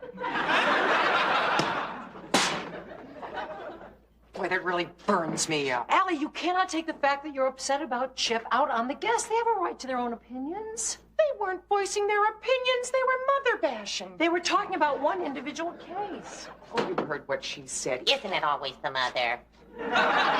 Face it, Kate, we're psychology's scapegoats. Maybe we are, but tonight we're also psychology's caterers. And if you don't calm down, we're going to get thrown out of here. Sorry, I'm upset. All right. Will you do me a favor? Don't ask me to bend over again. I won't. What are you doing? I'm pouring a shot of brandy. That's for the crepe Suzette. Yeah, well, what's left in the bottle can be for the crepe Suzettes. What's in the glass is for you. Me? Sip. No change. Give it time.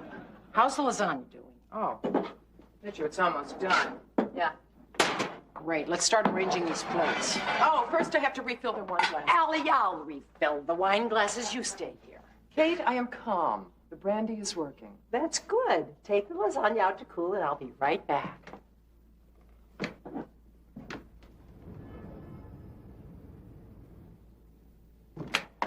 They need more bread. It's in the oven. I'll get it. What was that? I hiccuped. Oh, are you all right? I'm feeling much better now. How's everything out there? Allie, they are crazy about your lasagna. Maybe that's the wrong choice of words, but still, I think we've redeemed ourselves. Good. Allie, where are you going? I'm gonna serve her bread. Allie! Al! Surrender! Are you sure you're okay? I'm feeling a little dizzy. Is it getting warm in here or what? Allie, where's the brandy glass I gave you? It's over there. Do I need another sip? No. As a matter of fact, it looks as though just a couple little sips was plenty on an empty stomach. It's very hot in here. Don't you think maybe instead of the crepe Suzettes, we should just serve ice cream? Don't worry about dessert. I'll take care of it. You just hang on, okay? I'll fix the crepes. Allie, we're out of brandy. How can that be? I just had a couple of sips. There was a half of a bottle of brandy here. I'm sorry. I'll get some more. It's hot in here.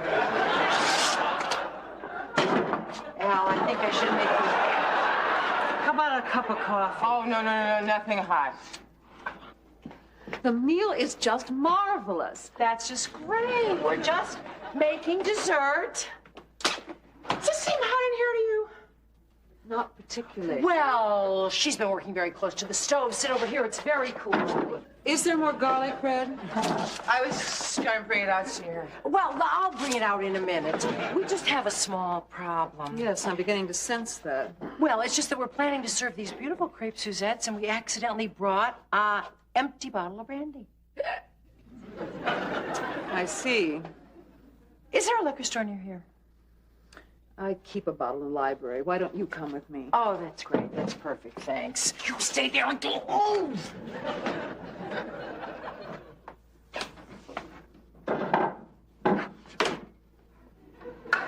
Stay. Okay, forgot the bread. Okay.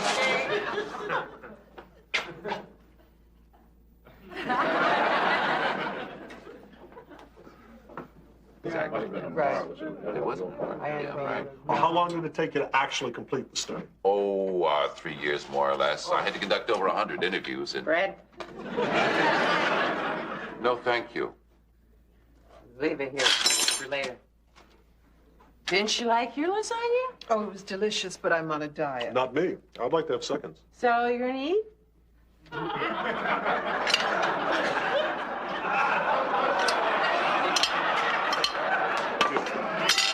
Who wants to field this one? Are you feeling all right? Fine. No, actually, I'm depressed. No, concerned is a better word, but don't pay any attention to me. Just go ahead with your dinner. Are you concerned about a drinking problem? No. I'm not going to tell you what I'm concerned about because it involves my son, and you're just going to say it's because I'm the mother. But 8th grade is too young to be having sex.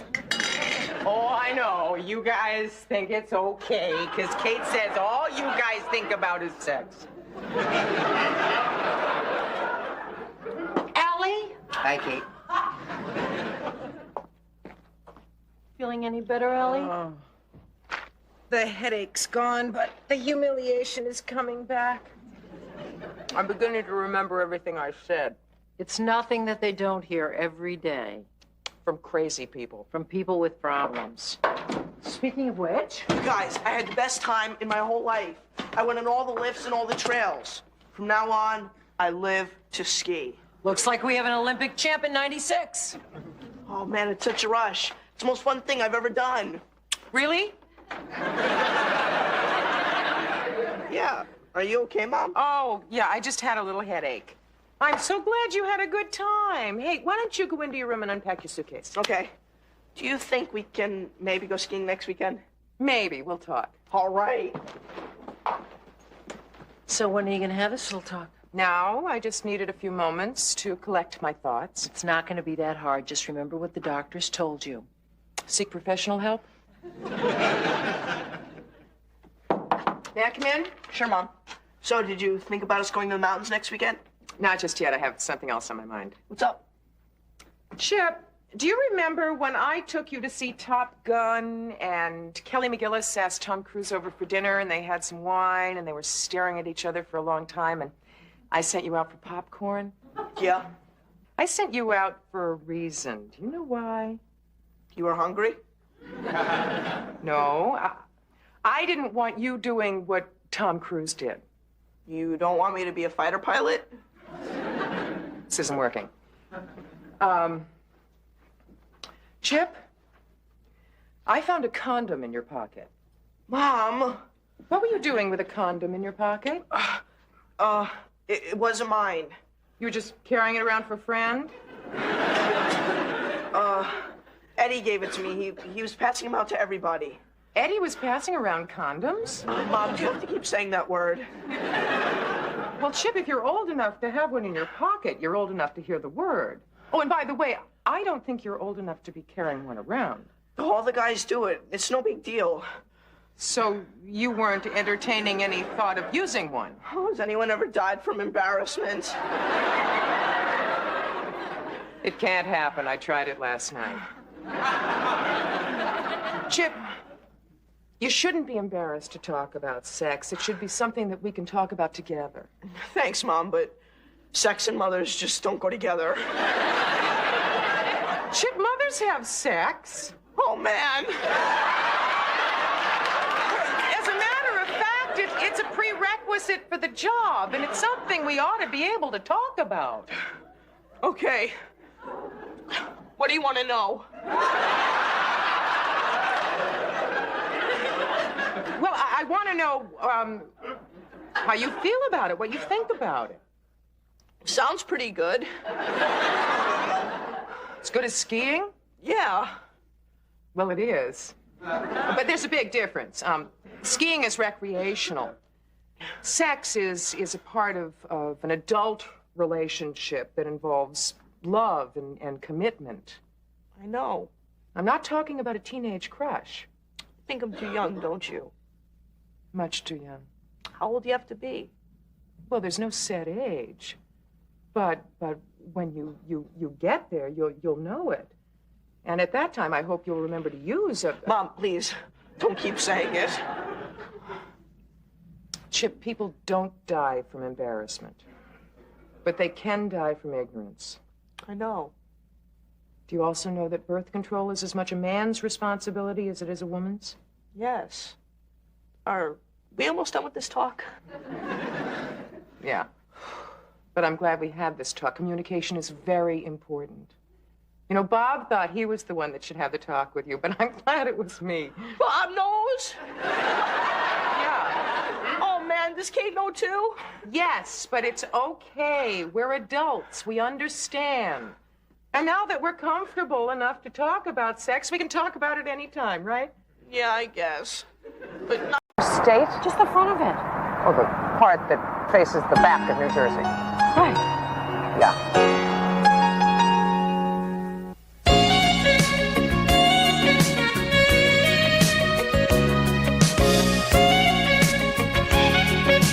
This is the dumbest thing you have ever talked me into.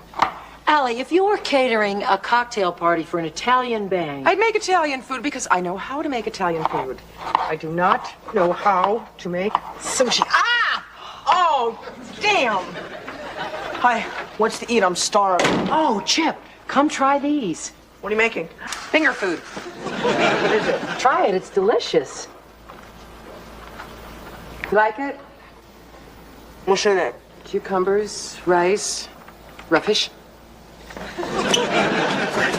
What does he know? He's not a gourmet. Look, Mom, I'm really sorry I didn't make my bed this morning, but this is your idea of a fair punishment? Chip, this is not a punishment. Why don't you go make your bed? I'll make you a tuna sandwich. No more fish, Mom. Raw, cooked, or swimming. I'm going back to peanut butter. And Kate, you tried to kill me.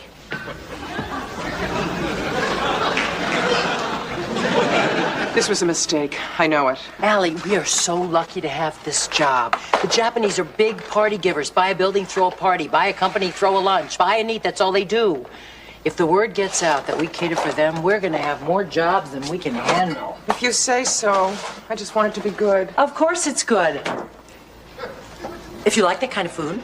You don't like it? Well, you know me. I'm a nut for American food. Spaghetti, tacos, chow mein.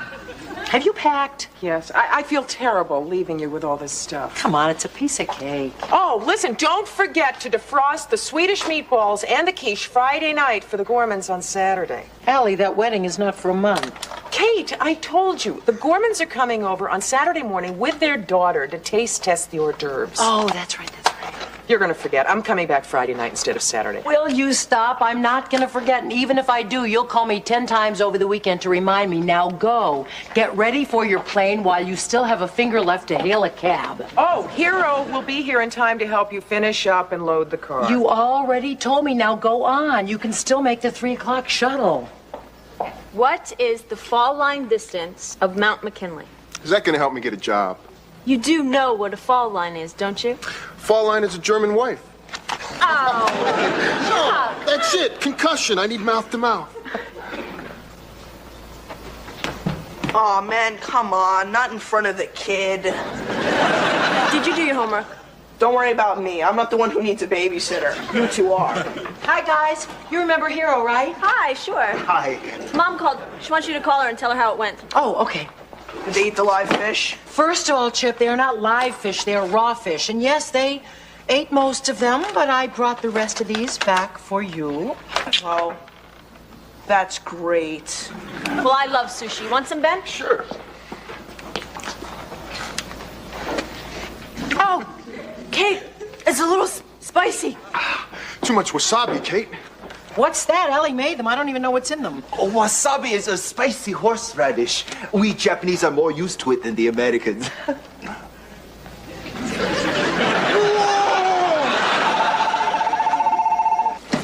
Hello? Oh, hi, Allie. I just walked in. Whoa!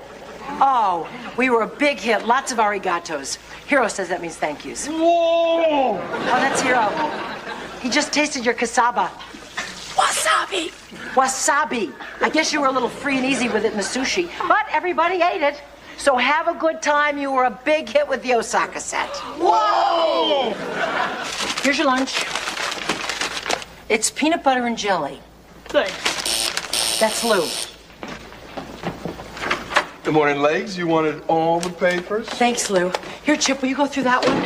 What are you looking for? Well, we catered a party at a bank yesterday, and I think there'll be a story about it in the paper. They had a $40 million Rembrandt on display. Are you kidding? You never catch me laying out 40 mil for a Rembrandt. Oh, really? What's your top? Who's Darryl Everly? Oh, he's the food critic for the New York Telegraph. Did you see him last night? I wouldn't know him if I fell over him. He was there last night. Uh-oh. What? I think he says your food stinks. Let me see this. The food was served by Kate and Allie caterers. Unfortunately, they served it in a bank instead of a fire station. The raw fish was so hot that it was well done by the time it reached my mouth. What these women know about cooking could fill an emergency room? That's pretty funny. It is not. I made a mistake. This could put us out of business. What am I gonna do? Hold it. I got a great idea. Really, Lou, what? All right, it might sound a little crazy, okay? But my buddy's got a go-go bar in Jersey. I think you make a great dancer. Will you get out of here? Oh, Liz, we're coming back. What's coming back? I'll buy you the boots. Your mom is gonna kill me. What am I gonna do? Kate, why don't you just bring this food critic some of Mom's usual hors d'oeuvres? That is such a great idea. Of course. I'll defrost some of the hors d'oeuvres that she put aside for the Gormans. That will really impress Mr. Everly. Agnes! Yes, sir. Here's a list of new restaurants that opened this month. Oh, God. Why did I take this job? Because you're too cheap to pay for your own meals. I don't know why I didn't fire you years ago, Agnes. Because you're too cheap to pay for a good secretary, too. By the way, that woman is still waiting. How long has she been here? At least an hour. She's been sitting out there an hour? Standing. You had me remove the chairs. Oh, yes. Ah. Well, let's hear what she wants. Miss McCardle! Hello, Mr. Everly. I'm Kate McCardle. Kate and Allie Caterers. Ah! What is that? This is our more typical fare. These are baked chicken wings and Swedish meatballs, and these are little quiches. Oh, try these, Mr. Everly. You served the hors d'oeuvres last night, and I reviewed them. If they were not your best, you shouldn't have served them. Mr. Everly, the comments in your paper this morning could ruin our business forever. Please try these before they get cold. These meatballs are my partner's secret recipe. Miss McCardle, if you don't mind, in 1 hour, I'm going to a restaurant to have real food.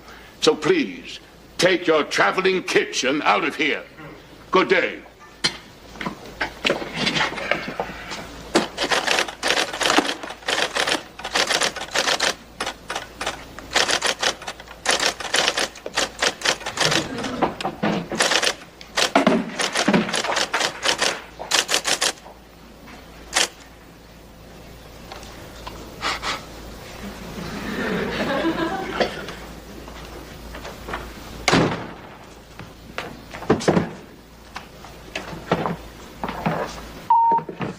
are you all? Kate, you should be home making a delicious, healthy, home-cooked meal for my son. We're going out. I'll talk to you in the morning. Love you, Chip. Love you too, Kate. Not for long. Remember the Gormans. Darrell Everly here. God only knows why I tasted one of those Swedish meatballs, but I must confess I was compelled to finish all of them, and the chicken wings as well. Read my column tomorrow. You should be quite pleased. Hi, what's going on? Lou's on his way up with the morning paper. Oh, yeah, that guy told you to look in his column today. Do you think your name will be in it? Oh, as long as he says something good about our company, I don't care if my name's in it or not. I never had my name in the paper. You will. I can see it now. Chip Lowell elected 50th U.S. president. Would you mind if it said, Chip Lowell elected 50th U.S. president and now engaged to Christy Brinkley? That's Lou. Thanks, Lou. Maybe I should start a paper route. Hey, Slugger. Hey, Lou. Cup of coffee? I don't drink coffee. Right, bad for your heart. Why do you drink it then? Lou doesn't have a heart. What's the matter, Kate? I can't find Darrell Everly's column in here anywhere. Good. Ain't he the one who said your food was lousy? Yeah, but he changed his mind, and his column is usually in the food section, but... Oh, my God. What? What happened? This is terrible. This is awful. What, another picture of Mayor Koch? Darrell Everly, renowned food critic from the New York Telegraph, died late last night. Obituary in Monday's column. You're kidding. How could he do this to me? And I got no heart? Somewhere in his office is a good review of our food. Could be the last review he ever wrote. It's a classic. We'll be famous. Only if they print it, Kate. They will, Chip. Trust me. I really appreciate this, Agnes. I really do. I know how upset you must be about poor Mr. Everly. If I were upset, I wouldn't be here. He was a bat. A bat? A bat and a Scrooge. I worked for him for 15 years, and he never gave me a present, birthday, Christmas, or otherwise. And he was worse than a Scrooge. He was a Scrooge with indigestion. He had a bad stomach? Always. Either from bad food or from overeating good food. If he didn't burp every 5 minutes, I'd run in to see if he was still alive. What did he die from? Probably some bat disease. He evidently came back here after Chez Raoul last night, typed his review of the food and his retraction of his column on your food, flew home, and died. This is the retraction. Thank you. Oh, wow, this is so great. Do you think they'll print this? Oh, it's up to the feature editor to decide, but I called him. Thanks. What's this all about, Agnes? Well, Ebenezer wrote a retraction of a pan of her company, and he left it on his desk last night. She wants it printed. I'm Kate McCardle. This is the retraction. Hello, Miss McCardle.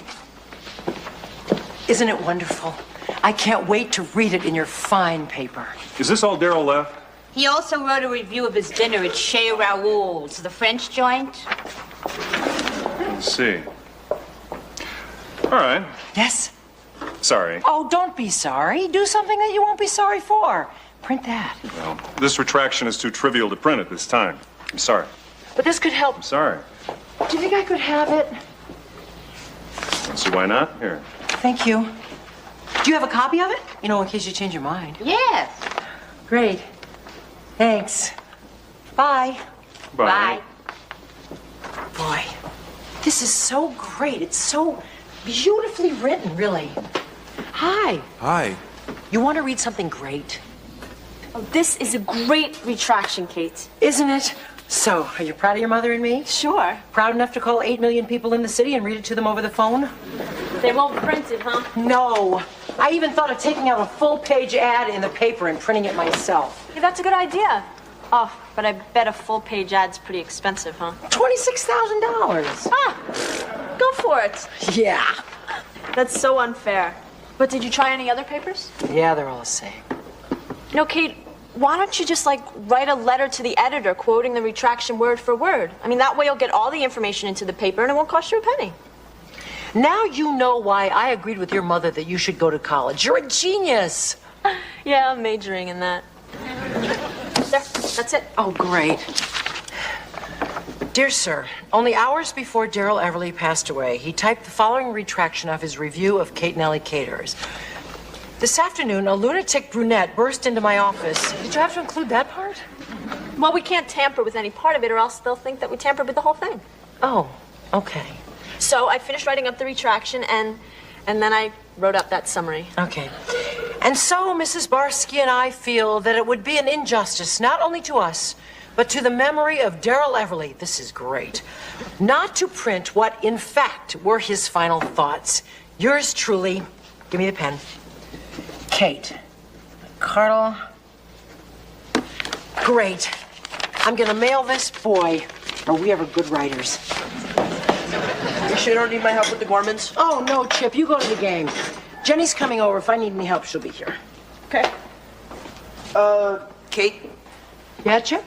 Mom forgot to leave me money. You see, after the game, I usually go to this Chinese restaurant and then to the movies and I buy candy and stuff. How much? $15. How much? 11. You were lying before? Not to you. It's $15 if I have to pay the usual $7 for a movie ticket. But if I say I'm under 12, then the ticket's only $3. If you want me to lie, just give me 11. Don't lie. Thanks, Kate. Have fun.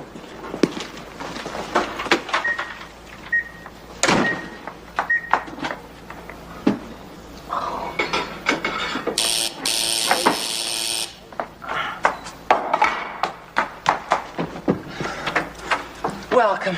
Hello. Are you Kate or Allie? Oh, I'm Kate. You must be Mrs. Gorman. Yes. And Mr. and Janine, the bride-to-be. Thank God. Oh, listen, congratulations. Come on in, sit down at the table. Thank you so much for letting us sample your hors d'oeuvres. Oh, it's not a problem. Here they are. Chicken wings and the meatballs and the quiches. Very nice. They just came out of the microwave. You're right on time. Everything smells so wonderful. Kate! What's the matter? Did you mail that letter? Yeah, last night you saw me. Shoot, I was hoping you'd go to the mailbox and forget to mail it. Why? It was a wonderful letter. Yeah. It said Everly died the day he ate your food. Right? You didn't see today's paper? No. Daryl Everly dies of food poisoning. Oh, my God. Yo, okay, wait a minute. Sorry. What's wrong? Oh, nothing. What are you doing? Well, I just remembered these are the Schwartz's hors d'oeuvres. Yours aren't defrosted yet. You'll have to come back tomorrow. But won't these be the same as we get? No. Well, I'm not sure that we can come back tomorrow. Well, if you taste these, you definitely won't be back tomorrow. Agnes! Oh, I'm so glad I found you. You've got to help me. What's wrong now? Last night, I mailed a letter to the editor telling him that Everly tasted our hors d'oeuvres the day he died of food poisoning. You killed him? No, Agnes, it was a coincidence. So what do you want from me? Well, I was hoping you'd help me find the letter before the editor reads it and possibly prints it. Your life is a mess, isn't it? Yes, Agnes, it is. Please? Well, let's go down to the mailroom and get it before Erwin and his little people distribute it. Agnes, you're terrific. Erwin!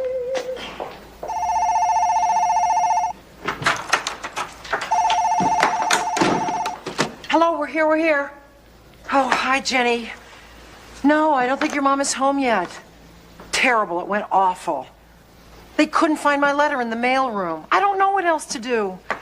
It doesn't matter anyway. Your mom will be home in 5 minutes, and I'll be dead in 10. Okay, honey. Thanks, sweetheart. Bye.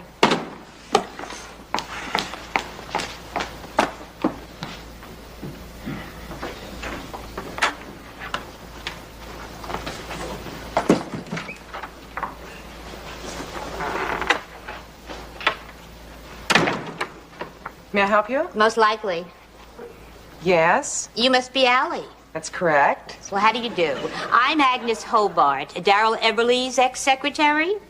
Well, actually, he's more my ex-boss than I'm his ex-secretary since he's the one that left. Daryl Everly, the food critic? The ex-food critic. He quit? Everything.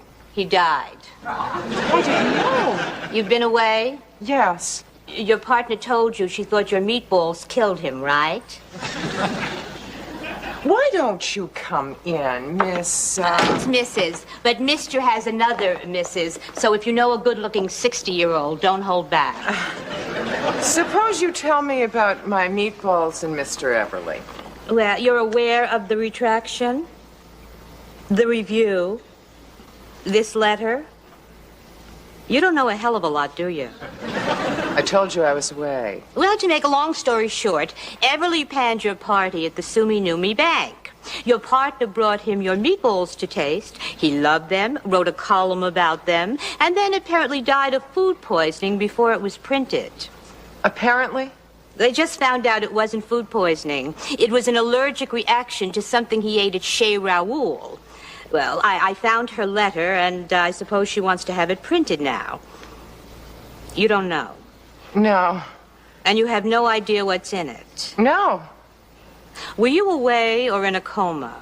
My partner doesn't tell me everything. Why don't I give this to her and let her decide? Fine.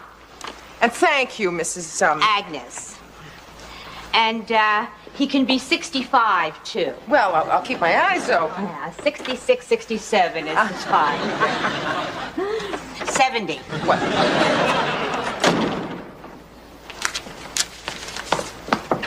Hi, Ellie. Hi, Kate. So, did you have a good time? Great. How are the kids? Oh, they're great. Chip's at the movies. Good. So, how was it while I was gone? Great. Fine. Perfect. Anything special happened? Special? No. Like what? Oh, anybody call? Drop by?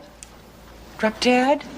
What? I'm just kidding. Oh, you know those meatballs I made for the Gormans? What about them? Well, you know those little ant traps with the ant poison in them that we keep up in the cupboard? Yeah? Well, I was making the meatballs and one of the ant traps fell in. Well, I got it out really quickly. I don't think any poison got in, but did the Gormans say anything? Oh, Ellie. What? Oh, Ellie. What? We killed Daryl Everly. The food critic? What are you talking about? I fed him your poisoned meatballs. Oh, hey. Kate, you know, we're friends and all of that, but I was in Washington. I have witnesses. Ellie, what are you saying? Well, you could plead temporary stupidity for making me make the sushi, and they might